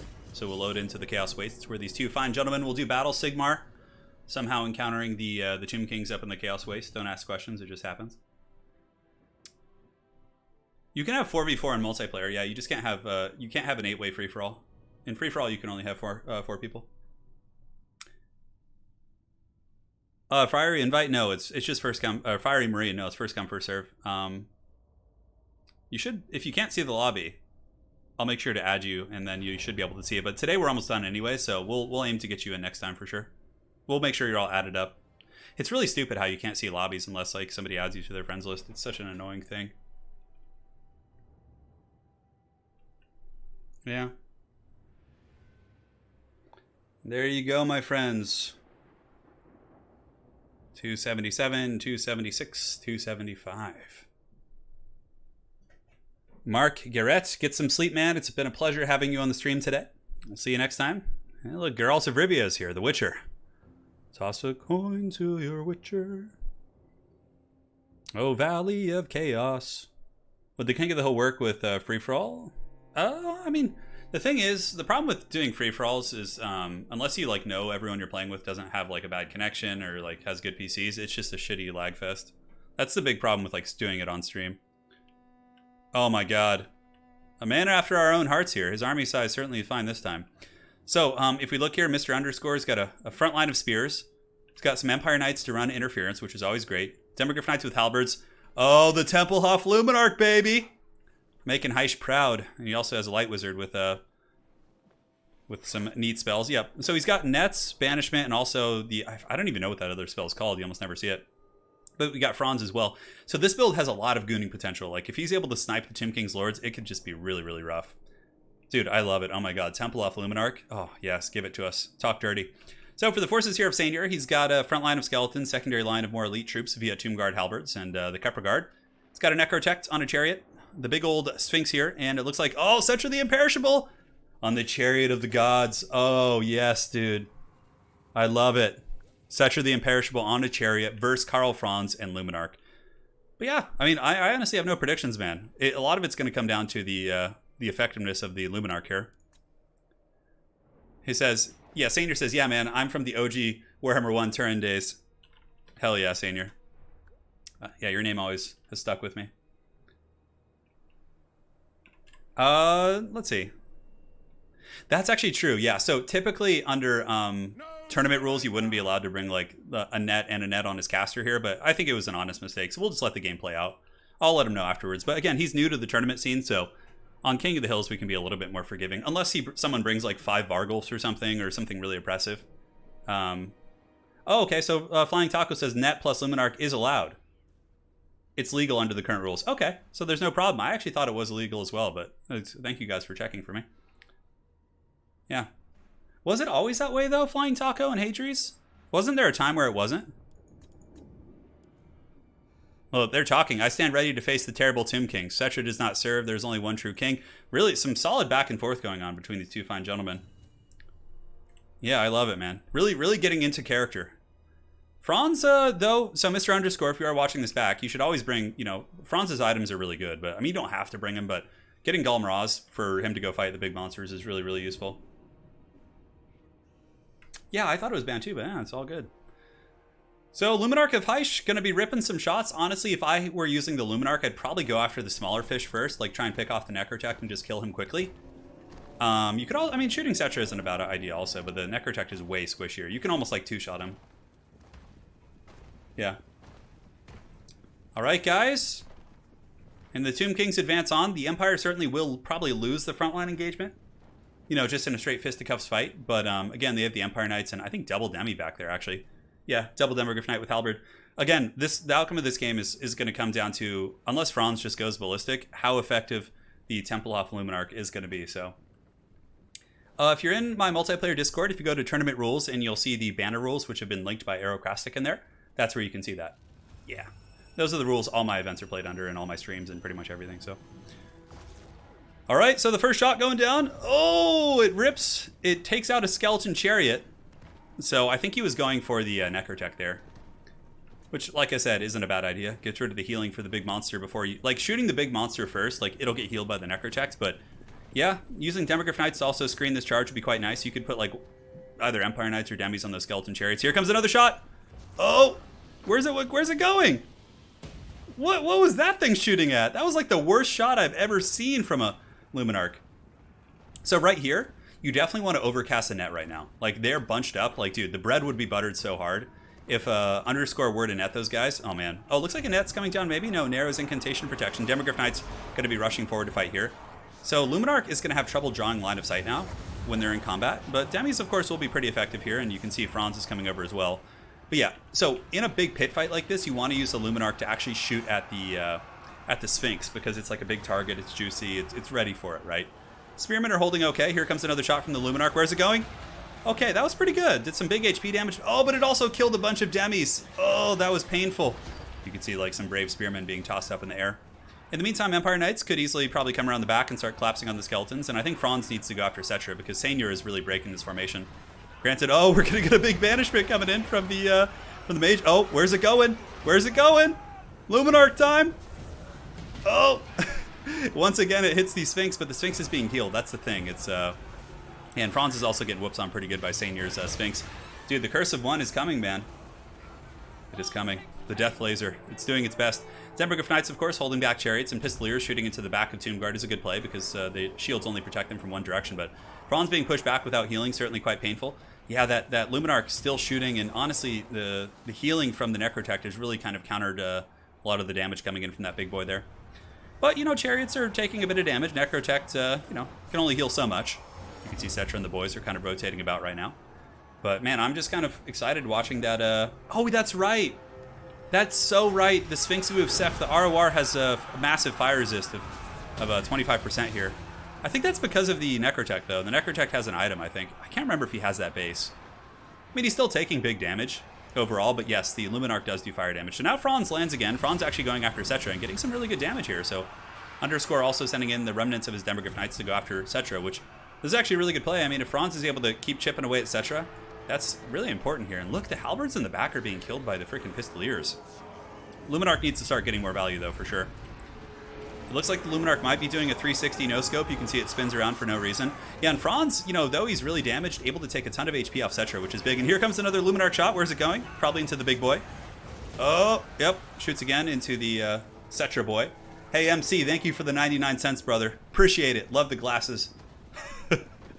And it's looking like Senior probably going to pull this one out. I mean, a good scrap there by Underscore at the end. But again, with Franz, you pretty much always want to bring his items. You probably could have almost killed Cetra. Also, the Luminarch needs to be shooting better targets than the big Sphinx, I think. Yeah. Nope, the Sphinx is a fire-themed unit. Okay, so it has fire resist as basic. I couldn't remember. Thank you for the heads up on that. Yeah, I thought there might be some item on the Necrotech, but... So the only way now for Mr. Underscore to come back is if the Luminarch can, like, just pop Cetra in the face or, you know, take down some of the big boys. Nice Ushopti summon there by Senior in the back. Able to shut down the Templehof Luminarch, which is certainly nice. And, yeah, man, we'll see how this goes. Luminarch's in some trouble. Those Ushopti will lock it in place for quite some time. And now the dreaded Demogryph Knights with halberds. A good charge for them, mind you, against Necrotech and against Cetra. Those are both really choice targets. Ned is finally worn off on the Sphinx there. And they ruined the Luminarch when they took away the 360 shot. Yes, there was actually a time when the Luminarch could do like a haggard 360 no-scope. Like, it was so ridiculous. But yeah, this is a really good trade for the Demis. If the Light Wizard could get over here and maybe help and, you know, let the Demis wrap up this chariot or, you know, provide that character support, that'd be quite nice. In the back, the Templehof Luminarch is running, and Pistoliers are being sent in. A nice blockage there by Mr. Underscore to buy some time. Keep the Ushopti off the Muminarch, which, mind you, has a lot of ammo. But there's so much Tim King's infantry left. Like, so much more. Yeah, Demogryph Knight's killing that guy. He's going down, but I don't know. I don't think the Demogryph Knights have enough stopping power here. With the big Sphinx here, it's anti-large. Cursed Blade's going down as well. The Demis with halberds are easily going to be pushed off. Yes, Sotek, how you doing, man? We are live. Finally, my internet just randomly started to decide working again today, so I'm going to roll with it. I'm not going to ask questions. In the back, the Templehof Luminarch is drifting about. The Ushopti summon, the dreaded Luminarch kite is here. The Ushopti summon will be disappearing here in about 15 seconds. But the skeleton chariots can keep chasing it and keeping it from really being functional. So I think this thing's pretty much out of the picture here. As far as this part of the battlefield goes, Demogryph Knights are being pushed off by the Cetra on Chariot of the Gods. And they're very, very close to the edge of the battlefield here, so probably good to get chased off. In the distance, we have some Pistoliers coming back, out of ammunition, so not going to be too much of a factor. And the Memonarch is trying to get away, but like I said, the Chariots have, I think, the same speed, if not more.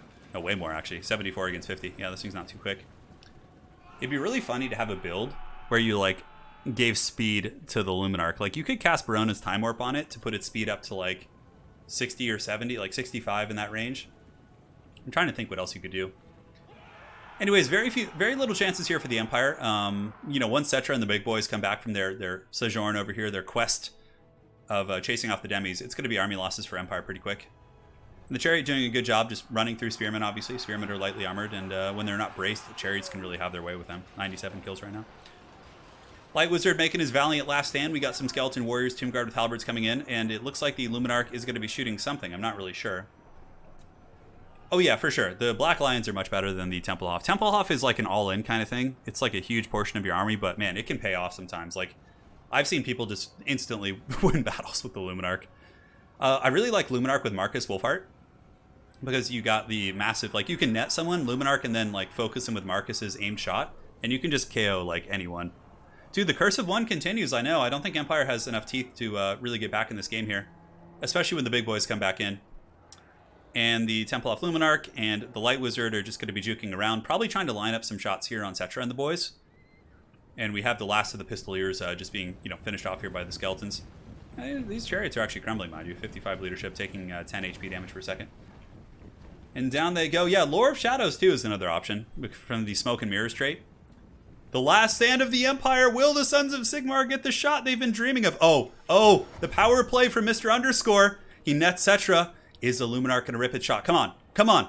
Give it to us. Don't blue ball us. Oh, but look at the block from Senior. The big brain plays. Oh, is it going to get him? Oh, it looks like it still hits Cetra pretty good. Okay, he almost blocked it. Oh, and the Light Wizard going in for Heish. He gets the shot. Cetra is getting low. Oh my god. Is the Luminarch going to finish him off? Oh man, that priest just gets smacked up so hard. And that's army losses. Dude, that was an epic ending. Very well played, Mr. Underscore. It was a pleasure casting your games. And but the Curse of One continues. Senior, the OG here of the Turin channel, claiming victory with the Chariot of the Gods. Awesome stuff. So what we're going to do now is we'll have one more challenger, and then I'm going to be the final boss after that. So, all right. So we got Senior. Okay, there we go. The Curse of One continues.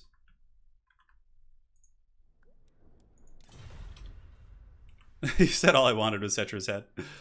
All right, so one more player against Senior, and then after that, I'm going to play whoever's there. And that'll be the stream.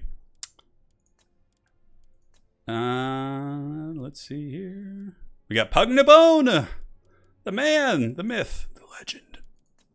It's a golden monolith. It's a fun map.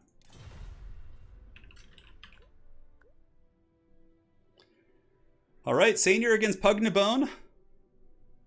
Franz got shanked. Yeah, well, Franz, underscore, if you're in chat, when you bring Franz, you always kind of get, like, I would recommend for that build bringing Boris, because he doesn't need healing. Like, he can heal himself.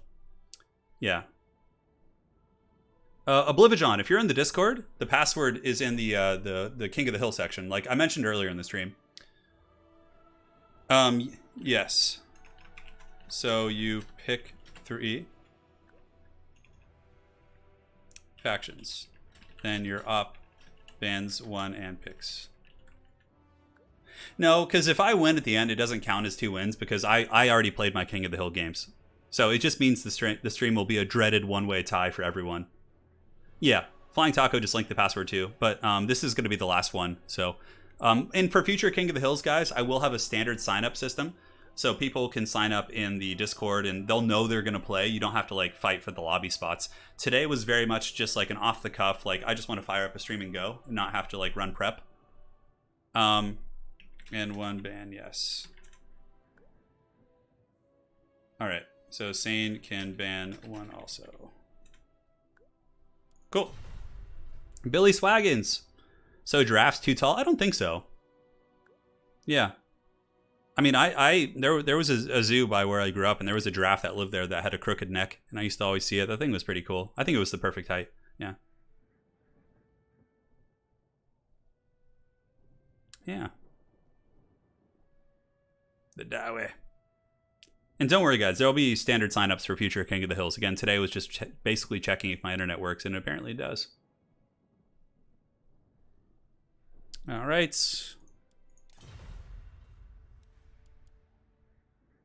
So they're working out their picks and bans right now, and we're just hanging out. A one-way tie for everyone. Yeah. See, so the thing is, like, if Senior wins this, then he wins the stream. Because he'll have 2 wins. I'll still play him for fun as a final boss, but he will have won the stream.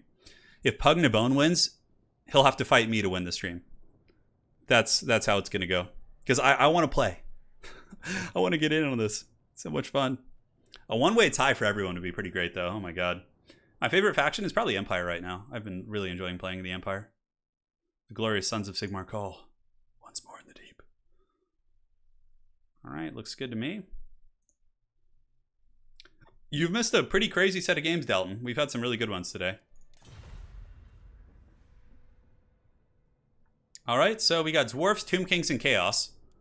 Senior says, I got all the time in the world, baby. No P.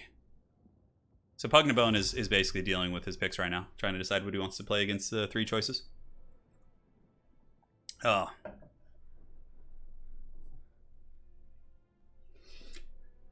Oh, man.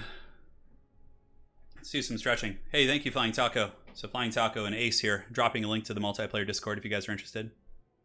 I misspelled vampire counts. I do like vampire counts a lot. I'm not the best at them, but I do enjoy playing them.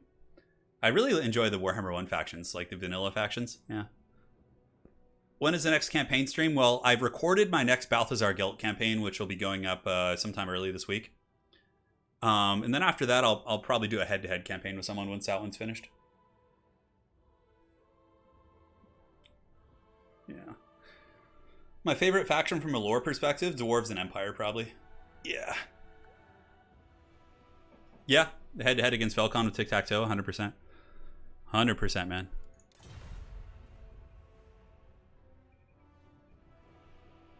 The hell's that? I heard some really strange sound from my room.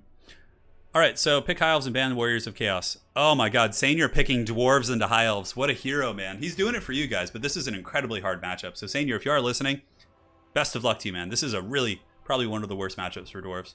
Skaven is the worst. Yeah. Man, there's some birds going ham in the backyard. That's what it was. Oh. The birds are out. They're hunting. Yeah, I love head-to-head campaigns in this game. Like, I enjoy solo campaigns, but not that much. Hey, baby. Jesh, yak shemash. Are you live? Yeah, we're live. We're partying. I want to be a vampire queen. Ah, sounds good. Dobja, we'll work something out. What are you gonna be? I'll be your thrall. That sounds good. That sounds fun, yeah. Alright, we have it hammered up. Dobja. You need anything? I'm good, sweetheart. Thank you. Sure? All good. We're talking about our Halloween costumes. You could be Skarsnik and I could be Gobla. Yeah, the costumes for that would be really hard. It would be really hard. Alright, so we're talking about a Halloween party we're going to, and by Halloween party, a very small event with some of our close family friends. Hopefully you guys enjoyed the casting episode of our podcast today. That's, of course, the next episode of the Dreaded Haggard podcast is up on the channel, so you guys can check that out. Yeah. High Elves versus Dwarves, though. Man, this is such a hard matchup. Senior really going out for the people here. Yeah. Yeah, Legion, that's not a bad idea also. Tamas Kron sounds good, man. Yeah. That was we certainly had some fun. Yeah, casting, it'd be so cool if they had a Warhammer Fantasy TV show. It'll probably never happen, but it would be really cool. Maybe like an animated show could happen. Like if Old World is really successful when it comes back, but I doubt it. Like all their resources are going to go into 40k stuff. All right, both players are ready. Let's see how this goes in the Golden Monolith. Will the Curse of One continue?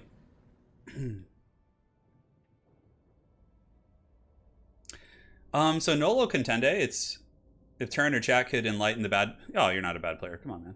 On why X factions counter Y factions. It's pretty... like, I'd have to, like, talk for 5 or 10 minutes to fully explain it to you. But, yeah. I mean, just essentially the mechanics and units of one faction are very efficient against what the other has. Like, is a very core explanation. But if you really wanted in-depth stuff, I'd have to talk for quite some time. Yeah. But yeah, chariots typically are very good against dwarves. High elves have good chariots, good healing. Oh my god, look at the builds here. So for Senior, he's got a front line of blasting charges with some iron breakers as well. So just going to be trying to blasting charge those boys. A double slayer, including a giant slayer. And he's got Grombrindle and a ton of archers. So rangers, Bugman's rangers into the sunset. Oh my god, I love it, man. I don't know how this is going to work out. And so for the forces of Pugnabone, he's got a white lion front line. He's got a secondary line. Oh my god, it's going to be an archer duel. What the hell is this? No chariots, really. Okay. He's got a noble on a chariot, at least. But a mass archer build. He's got a noble on a chariot, a mage of life, and a Lithanar. Oh my god. Royal, thank you. I've been binge watching your content for the last several days. Great stuff. You're an excellent commentator for a noob like me. Hey, cheers, man. I hope to see you playing some multiplayer in these tourneys in our Discord, man. Yeah. Sounds good, Max Pierce. Glad to hear that. Yeah, this is going to be something. This is going to be something. So, so yeah, Archer on Archer duel. This is not a typical time for the 1 a.m. performance. I know, that was like my game earlier. Like, when I have to play, like, the first game of the stream, I'm always so groggy. Like, right now I'm very alert, but, man, earlier. Yeah, this is, I don't know what to say about this situation here. I mean, I think the White Lions will probably win the matchup. Oh my god, this is just a straight up circus. I mean, yeah, I don't know. Blasting charges could do some good damage, but White Lions do have good armor. A Lithanar against Ironbreakers, maybe. Oh my god, a Lithanar is just sitting right here in the front. He's just going to get blasting charged so hard. Oh my god, that's so funny. Here we go. Yeah, no, this is definitely not a typical high elf build against dwarves. Not at all. But maybe that's what he's banking on, right? I have no idea. Bring me the book, says Senior. Good luck, have fun. Oh man, I'm hyped for this. The blasting charge salvo. Here it comes. You guys ready? Immediately blasting charges are going to go. I think. Oh, he might just be just out of range. Look at the archers exchanging fire. Like the dwarvish archer line versus the high elf archer line. A lot of shots going into the white lines. Yeah, now the blasting charges are coming. White lines will definitely take some damage. No, the elves are actually retreating. As the dwarves press them on with their slayers advancing to protect the archers, and blasting charges continuing to press, man. I don't know if retreating was the right idea. I feel like the dwarves, like the white lines, do have the advantage in the frontline fight. They probably should have just took the fight. But in this case, we do have a noble coming in on his chariot, which is going to be an absolute pain in the ass. Slayers can kill it, Grombrindle can, but I mean, if they can catch it. There's no like thunderers or units that can really punish this play here. And now the high elf archers are shooting back, so it looks like they've fallen back down behind the hill a little bit, sending the noble in, and the miners are just chilling. But yeah, this is just going to be a circus. It's so many archers. Oh my goodness. Like, I feel like ammunition is just going to run out here. White lines definitely took some damage, and the blasting charges are still pretty numerous. You can see the Lothern Sea Guard and the high elf archers actually focusing down the miners in the front who are very tattered. Slayers will be helpful too. I mean, giant slayers have good AP, so they can cut through white lines. And oh, the blasting charges are going to hurt here. Oh god, here it comes. Now their martial prowess is gone, so they're going to be taking, you know, a substantial amount of damage. Insane, you're actually advancing here, and you can see the archers in the back are being pulled back, but the blasting charges should allow the miners to perhaps win that engagement. Over here, similar situation, but the high elf archers do have a good concave of fire. The dwarf archers seem to not be firing at the moment. A little bit hard to tell, and oh no! Look at this, the noble gets caught in a flash bomb here. There's a bunch of angry slayers chasing him down, including Gromby. That's a big mistake there by Pugnabone. And yeah, man, looking a little bit dicey for the elves here, as the blasting charges definitely closing the distance, and if the dwarvish blasting charges are able to advance on the high elf archers, that's going to be a big painful situation. Like, honestly, sending the slayers after the archers wouldn't be a bad idea also. Anyways, the dwarvish archers are now shooting. It looks like they're returning fire, going after Lothern Sea Guard, who are not shielded, so the archer fire will be effective against them. And over here we got miners just chasing down archers, able to blasting charge the accompanying white lions there. But here comes the Dawi Legion. Man, look at Larry's healing is so good. Oh man, a Star of Avalorn plus a Overcasted Regrowth, able to get all the damage the dwarves got off that noble and put him back up to full health. That noble is going to be the thing that will have to hard carry this game. Balance of power is pretty even at this point. That is for sure. Miners do get in here, and another wave of blasting charges into the Elvish Archers. Always reminds me of the classic Magic card, Elvish Archers. A 2/1 first strike for 2 mana. Classic 1990s Magic card. But now White Lions are advancing on the Dwarvish position. They're going to need to get some assets here. Sainier will need to split up these forces 100%, like get them running back and fanning out. And yeah, the Elf Archers are actually doing a really good job here. But ammo's running sparse, sort of. I mean, they're kind of all below half, more or less. So the ammunition could begin to become a substantial factor. Giant Slayers piling in. The Ironbreakers, of course, trying to stop them. But, oh man, all the Elf Archers are given a focus here on the Giant Slayers right now. That's going to be some big damage. 0 armor, no missile resist. Talk about getting your bread buttered by something. Miners still pushing in. And, of course, the Elf Archers continuing to release some juicy fire wherever they can. But the Dwarves are armored for the most part, aside from the Giant Slayers. And, you know, like I said, Giant Slayers hit hard. 43, strength there with 50 melee attack. They can certainly get past the melee defense here of the White Lions, especially once their Martial Mastery wears off here in a second. But yeah, the Archers are just decimating the frickin' Slayers here. Oof, that is a lot of damage. You know, something that's also going to be an issue, too, for the High Elves is that if Grombrindle is still, like, kind of healthy in the late game, and Elithnar is, like, expended his ammunition, that could be a big problem, dude. Grombrindle is a raid boss in combat. He's very, very tanky for sure. Yeah, the Elvish Archer artwork for Magic is really, really iconic for sure. I agree. White Lions push back here. Bugman's Rangers showing their prowess in combat.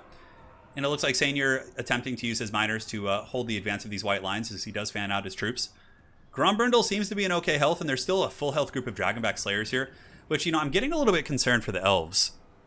Like, I think if they run out of ammo and the Slayers and Gromby are still alive, like, these Slayers could probably kill, like all these Archers by themselves. Like, just straight up massacre in combat. Plus, Bugman's Rangers are way better in combat than Lothern Seaguard and probably also the Archers. Well, yeah, they heal themselves is the thing, so they could probably outtrade the low melee DPS of all these Archers in combat. In the back here, it looks like the White Lions are finally pushed back. That Noble on the Chariot doing all the work, and you guys can see why most High Elf players will just use Noble Chariots. They're just so oppressive against Dwarves. It's so hard to take them down. But Gromby's, well, he's got a lot of armor, is why Gromby is tanky here. And Elithnar has terrible AP in melee. All these Archers have bad melee AP, so despite his melee defense not being the best, his armor will really carry him. Oh, Gromby's going to butter that bread, dudes. He's got the Flash Bomb here, coming in and chopping that caster, knocking her down. A brutal chop right there. And yeah, she's probably honestly just going to break here. Maybe cast a regrowth on herself, hard to say. Nope, using all the items, and is that going to be a regrowth? It is. Interesting. So that's some big healing. Gromby needs to make sure he doesn't get caught in some weird kill box or something. Although he does have the Norgrimling's Ironbreakers coming to fight with him. And as far as the Dwarvish backfield goes, that Noble Chariot is really causing a lot of problems. But, oh, the Duel of Duels, here we go! Grombrindle versus the Shadow King. Fighting in the shadow here of these Ironbreakers and other troops here. But, yeah, Gromby will win this fight 100%. If they just stay and fight here and there's no other interference, Elithnar should lose this pretty badly. Despite Gromby being at, like, half health. Yeah, Elithnar is getting spanked. Oh, and the Slayers are collapsing from downhill! Here they come! Oh, man, Lothern Seaguard getting punked right there. And now Elithnar, remembering that he's a range character, is going to be running here. And yeah, you do not want to fight Gromby in melee as Elithnar. But Elithnar can kite and kill him, right? Like, if you can kite and just shoot with Elithnar, use all 7 shots here, Gromby will die. So this is proper play here from the Elves. Kite Grombrindle. And for Grombrindle, he needs to fall back and, like, get amongst his own troops. And wait till Elithnar uses his last 7 shots here. Slayer's just going balls deep, though, man. Massacring those Lothern Seaguard. And now... oh, dude, they're going after your boy here. 40 speed against 46. The Shadow King is faster. Dragonback Slayer is going to be peeling over to help Gromby, which I think is the appropriate play. 1600 HP against 2100 right here. Yeah, I know. Turin turns this Curse of One stream into a Curse of the Fun stream. Oh, yeah, it's been a great stream, man. This is an awesome fight. So if Sainier wins this battle, he wins the King of the Hill, and then he'll fight me for fun. But, dudes... This is great. Ironbreakers are pushing. Like, this is exactly what I was talking about. The Elves running out of armor piercing. Like, against, you know, a fair amount of Dwarvish troops, right? But that Noble Chariot might be able to carry this for Pugna Bone. Dragonback Slayers, I mean, really just only 4 shots left on Elithnar. Gromby just needs to hide amongst his dwarves and make sure he can't get sniped and that he's obstructed here. Well, another shot. 1100 HP. Gromby getting very, very low. Ironbreakers in the high ground just beating down just hordes of archers. Bugman's Rangers going to be doing battle here in a second. 24, 38, 31 compared to 22, 44, 28. So Bugman's Rangers also heal, so they'll have a pretty big advantage there in that fight, as they do slam into the Elvish lines. The Noble is definitely going to be a problem. He's going to be a big problem. Dragonback Slayers can kill the Noble, for sure, if they can kind of, get him in a little bit of a decent wrap there. And, like, ignoring a Lithanar here is probably... Oh, and Gromby jukes that shot. That's really big. That would have put him down to, like, 500. And Gromby's actually going to fight a Lithanar, which is a bold play, for sure. Oh, there's some miners coming in from the return. One shot left on a Lithanar, and he does hit Gromby, putting him down. I think... Did he miss? I think he missed. Better watch out. A smoke bomb from Gromby could actually slow him down. Slayer is still just tearing through these troops, and the Ironbreakers, of course, killing, like, an infinite amount of archers. Yeah, that Noble, though, man. He is a big, big problem. Dragonback Slayers are 154 kills right now. Ironbreakers are up to 86. Gromby's still functional. Slayers are going to be so hard to kill, dude. The Noble's coming in, but the Slayers are like the one thing on the battlefield that can't actually fight the Noble and deal with him. Oh my god, look at these archers just being massacred. They're up to 175 right now, 176. And they're broken. And now the Noble's here. Like, if the Slayers just turn and attack the Noble and maybe slow him, but... Yeah, that's great damage. Picks off quite a few Slayers. Slayers really need to respond and take that guy out. Oh, and the duel is happening again! A Lithanar with the downhill move. Oh, and he's got a heal too. A Lithanar can win this fight now. And Gromriddle's wavering. He's actually broken, yeah. The healing plus the Oh, and Senior withdraws! Oh, the Slayers, I think, might have... No. It was probably over. Alright, Pugnabone, well played. Proper scrap. That was a really fun match. Alright, the Curse of One continues. I'm just going to put Pug for now. Dude, Senior, well played, man. That was a really fun game to watch. Yeah, he got smacked with army losses, it looks like. All right. GG Pug. I will remake and invite you for the final duel. All right, guys, it's time. If Pugnabone can beat me, he will win. We will see. Let's go ahead and pull this up here. Don't worry, guys. One more game here. All right, cool. The Curse of One, dude. I know, it's happening. All right, so let me message Pug.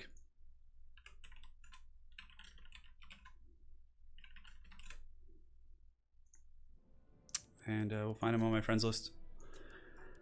I think he's on here somewhere, unless he's appearing offline, which I doubt he is. Curse of One. Curse of One. I have to enforce the curse here. Okay.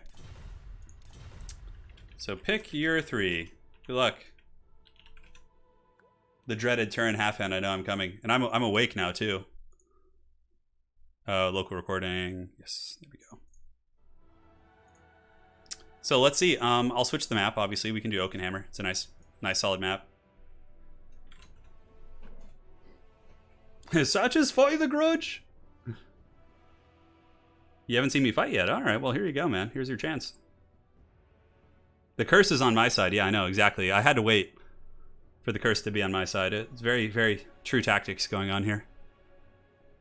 One of us. One of us. So Pug is going to do his picks and bans here. My Haggard Tomb King's meme build from earlier, which disappointed me. We'll see what the Pug picks. I love the name. I wonder if it has any pertinence to like an actual pug dog, or if it's just like something else that I'm just totally going over my head. All right. Pug finds himself in a room with ammo and a med pack, knowing the final boss battle is imminent. Yeah. So Pugnabone will pick his 3 factions, and then I'll do the bans and pick myself. I don't know. I'm pretty open. I mean, happy to play anyone. Maybe some chaos. I don't think we've seen too much chaos today. I think we saw one chaos game. Beastmen, Vampirates. We've already seen Vampirates today. I want to play someone that you guys haven't seen. So when Pugnabone gives us his picks here. Okay. Is he picking? Oh, he's thinking. Okay. No rush, dude. I just wasn't sure if he thought this was the matchup, Beastmen versus Tomb King, so I wanted to make sure. Let us have Beastmen. We had some really good Vampire Count play earlier. I'm gonna try and play someone we haven't seen.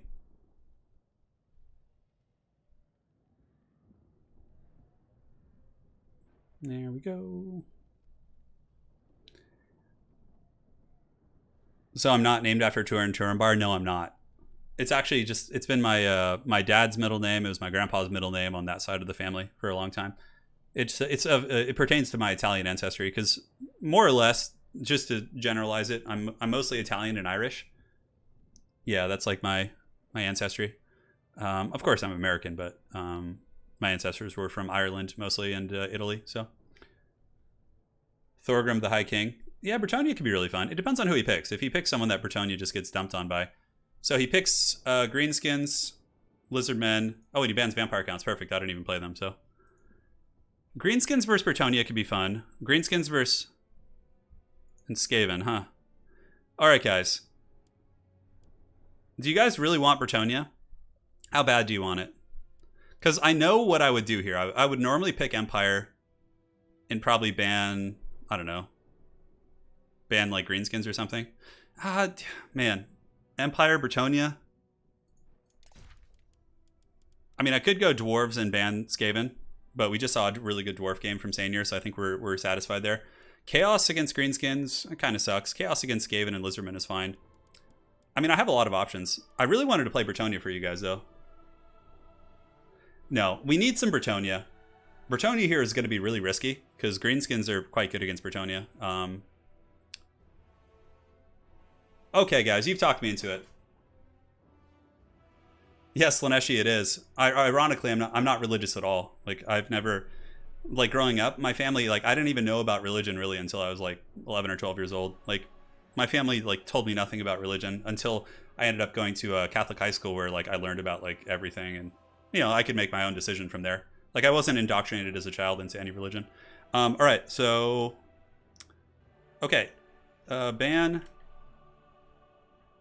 Lizardmen. Let's ban Skaven. I mean, ban Greenskins. Pick Bretonnia. I got to do it for the lady. Greenskins, it sucks. Greenskins are hard to deal with for sure. So he could pick Skaven, or he could pick. Bretonnia is like one of my favorite factions lately. I've been playing them so much. I love Bretonnia. But yeah, I'm happy to fight Lizardmen. I'm happy to fight Skaven. Whatever he prefers. Now, because I want to have the option of Lewin or the Fey Enchantress. So that's why I didn't pick Chevaliers. Yeah. Oh man. He's checking builds, yeah. You mean checking my previous videos to see how I beat these factions, huh? That could be it also. Yeah, hopefully he's not checking my videos. If he did, that would suck. Yeah. Although I have pretty mixed builds. I can mix it up too. There's nothing more righteous than just like an epic cavalry charge, you know? But I might have to mix it up and switch it up from my usual builds. Just in case you've seen my recent videos. Rio men bring a war fork. I know, Shellen. I agree. Yeah, I know. Henri Lamassif is a badass for sure, but...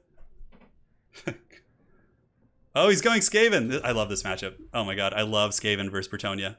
I also like Lizardmen, because like everyone feels overly confident with Lizardmen and you can like catch them off guard, but I don't know. I'd probably rather fight Skaven, but if he plays Lizardmen, I'm very happy also. I just love playing Bretonnia. Win or lose, man. It's just like, yeah.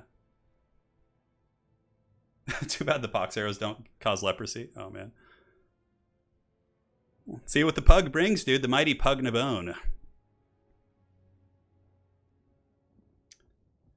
Yeah, Lewin and Faye are just so good. They're both like S tier lords that are just super big game changers. Rapunz is like okay at killing like Skaven characters, but like, all right, he's going Skaven. Yes, good.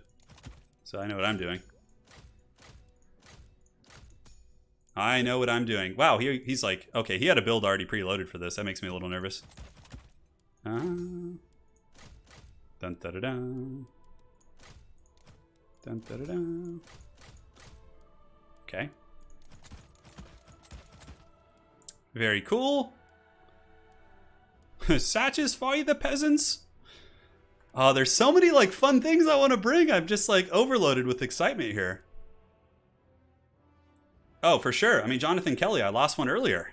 I lose all the time on stream, especially when I pick Bretonnia into Skaven and Lizardmen.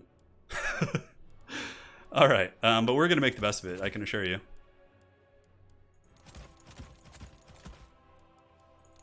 Okay, that looks fine. Peasants. Well, it doesn't matter how quickly someone readies up in a custom lobby because this isn't a ladder battle, so it matters not. You can LM if you want. I've got a good build against them.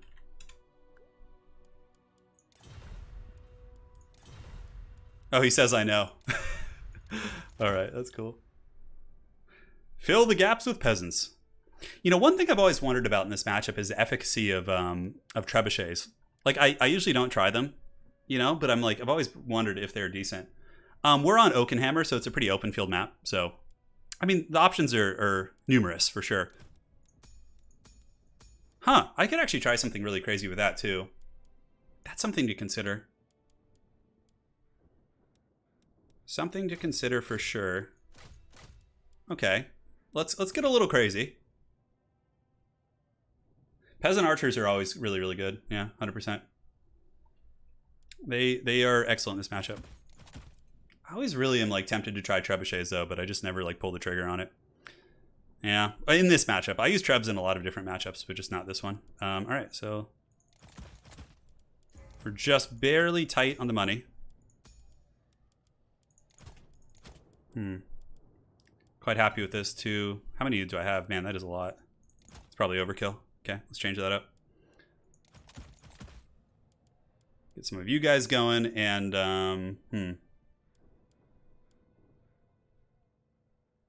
yeah, I agree. Yeah, I mean, I think Fey Enchanters with Mortis can deal with any good Skaven and troops and whatnot. How much money do I have left? Maybe getting you guys instead would be better than just get a single peasant. All right, I think I'm ready. This build should work fine. It's not the best, I don't think, but I've used it before with pretty good success. All right, let's party. Felix is okay here, yeah. But the thing is, Skaven Assassins really give Felix the business. If they bring Deathmaster plus Assassin, he just gets murked because they sigil you and then they trophy heads you and you just get killed in 10 seconds. I think Paladins are better because they're really good against Ogres and they're fast on horseback. You can even bring Paladins on flying mounts, but I prefer horseback, to be honest, in this matchup. Honestly, I think Bretonnia is in a pretty good place. For a long time, I actually was one of those people who was oh, Bretonnia is the worst faction. But then I started playing them against good players often, and I was wait a second, I'm winning games. I thought this matchup was bad. They're very micro intensive. That's a bit of a downside of Bretonnia. You're gonna have to. Normally, I have my archers in a box, but since we're facing mortars, I'm actually. I guess the mortars don't really matter, so we'll just do a minor. You always want a lot of peasant archers. They're really, really good here. Really, really good in this matchup. So I think that's okay. We'll get you guys offset here. Squires! Fey Enchantress rolls with her goon squad, her boyfriends here. We'll get some glorious peasant mobs to defend the back line. And you can defend here. And you guys can defend here as well. I actually like Battle Pilgrims here too. I feel like Battle Pilgrims can do the trick. Alright, so we have Knights of the Realm in 3 and 4. We might keep the Knights of the Realm back while we advance. And then the Foot Squires can go. These guys are really good sweeper units. The Wolf's gone, right? Yeah, Bretonnia is a hard faction to play, but they're really, I really love playing them. It's definitely very rewarding, like you guys have said. Alrighty. I don't know if he's ready. I actually feel more confident against Lizardmen nowadays with Bretonnia than I do against Gaben. Skaven it's a hard scrap. Warp grinders, all the snares. I know the peasant bowmen are really enthusiastic. It's always perplexed me, considering the business that they have to face. Okay, cool. I think he's still setting up. Oh, Lance Formation is kind of clunky, honestly. I find that the impact is less, it's not that good on Lance Formation, yeah. I don't know. Maybe, I mean, I could try it for you guys. It also, like, bunches them up more against, like, traditional artillery play and things like that. Yeah. His army size is bigger than mine, so he's got a ton of Skaven slaves for sure. So we got 2 poison, just to poison, like, Hellpits and Ogres, and then we have the rest are regular archers. The only reason to bring fire is against Hellpits, and not every Skaven player brings Hellpits, so I didn't feel it was worth it. Squires! We don't have any foot squires. Alright, he's ready. Let's do this. So it's really important to advance quickly on Skaven. Alright, so let's go ahead and use the tree line here. You guys out here, you guys out here, and you guys come up here. Alright, so... Oh yeah, that's a lot of Warp Lightning Cannons. Well, we got to advance. I think I see 1 mortar. With haste. So the Paladins are just going to go back here. We need to, like, avoid the Warp Lightning Cannons if we can. Enchantress is pretty good here, so we can, like, work around here, and you guys can kind of, like, creep by the tree line here for now. You guys can come right up the pipe. So I brought some interesting tech against Warp Lightnings. I don't know how well it's going to work, but I've been wanting to try this. What is he shooting at? Cav units? Okay, that's fine. I think he's shooting at my archers or something. It's hard to tell. Not too much damage going down, though. So we're going to send her up and try some funky business here. Okay, he's doing the standard Skaven summon to troll me a little bit. Okay, you guys are on the back. I'm going to try this. I haven't done this in a long time, but I want to see how this works. So we're doing like some bombardments here. Okay, I just did an Awakening of the Wood on his artillery, onto the Warp Lightning Cannon crew, and it seemed to at least shut them down for a moment. Like, even if he dodges it, which he did, I still, you know, get the juicy value of go after you guys and go after you guys here. Alright, so let's shoot the Warp Lightning Cannon crew. Cav can go here. Enchantress doing pretty good on magic. And the summons, of course, are causing problems. Now we can pull these guys up. Cool. So let's get you guys pulling in, you guys pulling back. Fey Ogres can do their thing. He does have a Doom Wheel here, actually. So we need to get one of our Cav to go, like, intercept that Doom Wheel stat. Pull you guys down and under. Okay, so we should have another Awakening of the Wood soon, so we can perhaps nuke some more other targets here. Yeah, and those Cav need to, like, disrupt that guy, or else he's going to cause big problems. Alright, so he does have a Hell Pit. Come in here, collapse on those Skaven slaves. Pull back. These archers need to pull back as well. Now we can attack with the Paladins here. Peasant archers, peasant archers. We awoke some wood, that's for sure.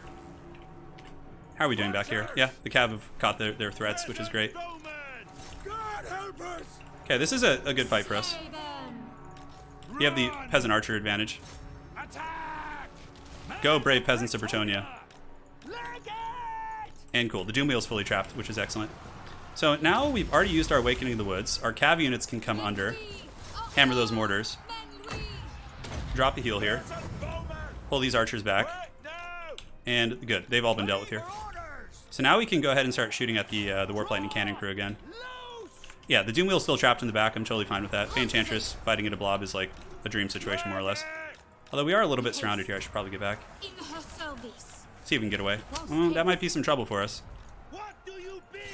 If Fey Enchantress and Paladins just die and get caught to like some random shit like this, that would suck pretty bad. So let's pull some other Cav in and around. See if we can keep getting away here. You know what? Just fight it. We're already here. Screw it. We can Chalice of Potions right here. Let's like nuke off some of those assets. Alright, so the Doom Wheel's dying. Peasant Archers still doing their thing. We need to make sure to go after the Ogres. Chalice of Potions, we can use that on the Fae. Ooh, that was a nasty one. We hit a lot of Skaven there. And do we have anything we really want to chase off? Just buckle those Ogres, man. You need to get the Fae out, though. Like, if Fae just gets caught there, I'm just in big trouble. Alright, so the Ogres are getting Shrek'd pretty good. Come on, Fae. Okay, good. We got knocked out by the dudes. Need to get the Paladin, the Fey Enchantress away. Damn, Fey Enchantress broke. I could probably still win without her. It would suck pretty bad, but... Okay, Paladins are more or less free.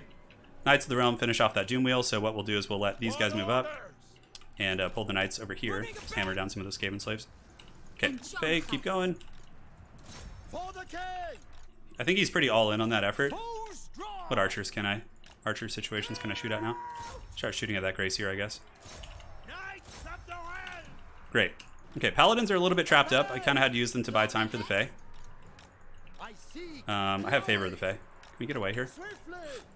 Let's pull Fae Enchantress back. Yeah, this is a brutal onslaught. We're doing a ton of damage to this Skaven force.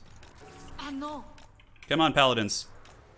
We can't get away. This is really bad. I mean, it's only, you know, 1,000 gold or so, but still pretty unfortunate.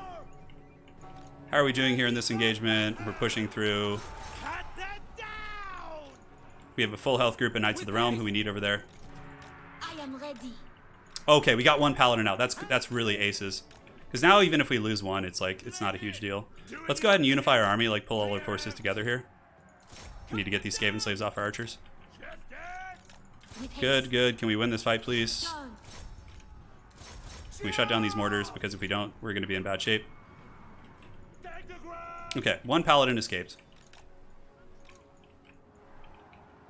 Come, my peasants. I am the Fae. Okay, this should help us win this fight here. Attack. We really just need to break those guys. These Knights of the Realm should be able to carry pretty well. That paladin might actually live over there, believe it or not. Let's go see if we can save him there. Okay, Fae Enchantress is able to break that. Let's pull you guys back. Just keep chasing off the mortars. Because we have the speed advantage. Alright, cool. Knights have done their job. Let's go run down some clan rats. Yes. And you are coming back now too. Excellent. I think we got this. I don't know. Man, if we could actually save that paladin, I don't think it's worth it. Like, that's a huge time investment. Of course. We serve our liege. Alright, so let's go ahead and get the spearmen moving up. Fighters. These knights can charge in. Do we have any healthy infantry here? Spare man at arms. Those knights bought us a little bit of time. Let's pull you back. Posted. Immediately. Quick march. Bowman, oi. Okay, we're getting some big shots here, which is good. Fae Enchantress is more than happy to fight this. Let's get the ogres hammering in. Hurry. Paladins can go there. Quickly. Nice scorch from my opponent there. Peasant bowman. Sorceress. Okay, so we should be able to hammer down these ogres for sure. Very well. And help it's taking a fair amount of damage from our remnants of our peasant archers here. Bowman. Loose. That guy needs to be finished 100%. Let's pull our cab back. Fae Enchantress keeps draining. He's pushing back and through. He's trying to get some archers. Clear up. Alright, we got the paladin back there. Morgiana. Father lady. Okay, let's take our mobility back. The Skaven did use a summon, so... Okay, Help It is not quite dead. Her.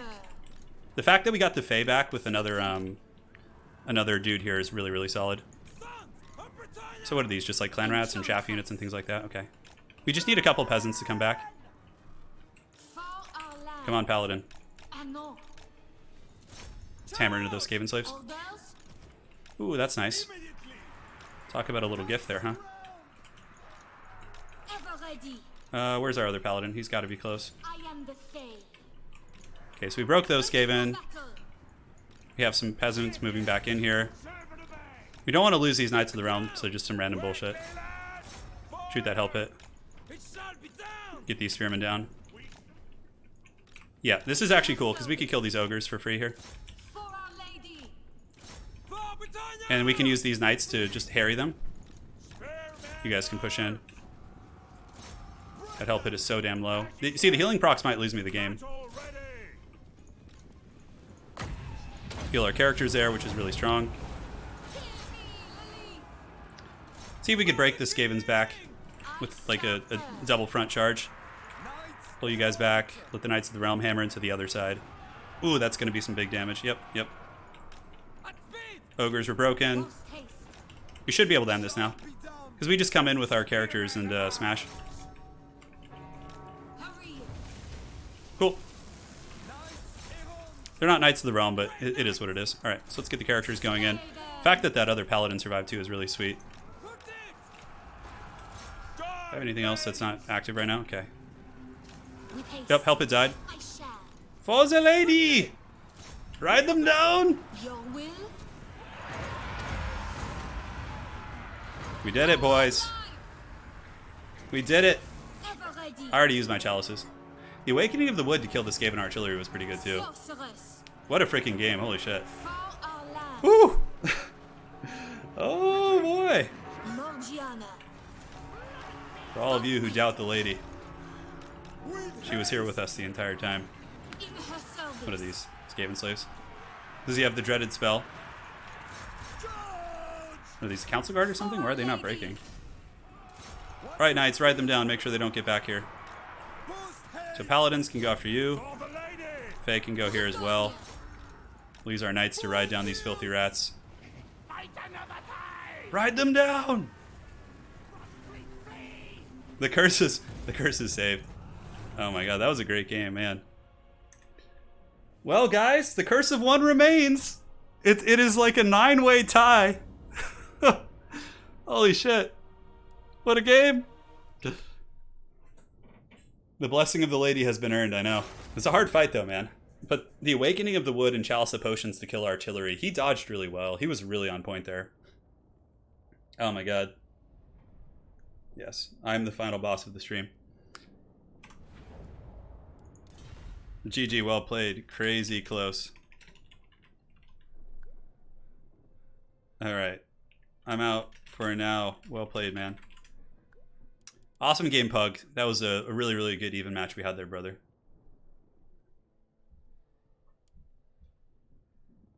Alright.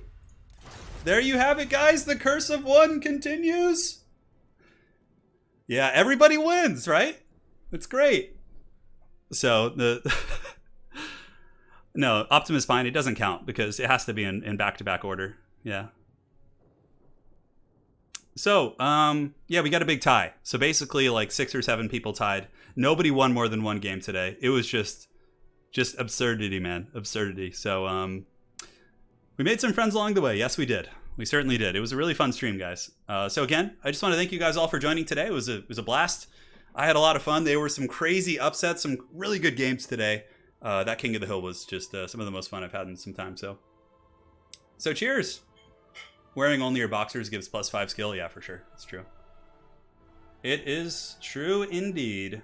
So big thanks to Allegeron, Slaneshi, Royal with Cheese, Billy Swaggins, MC for the 99 cents, Mark Garrett, Allegeron again, Thomas Ramford, Crazy Pyro, Berserker Pascal, Jedi Mazdamundi, Yol, Yuel, Mavagol, Clintbet, Michael Isaac, Wynand, and Tony. And then one to close it out from Crazy C4. Buy a round of hot dogs for the great game. I will. I actually do have some hot dogs in the fridge.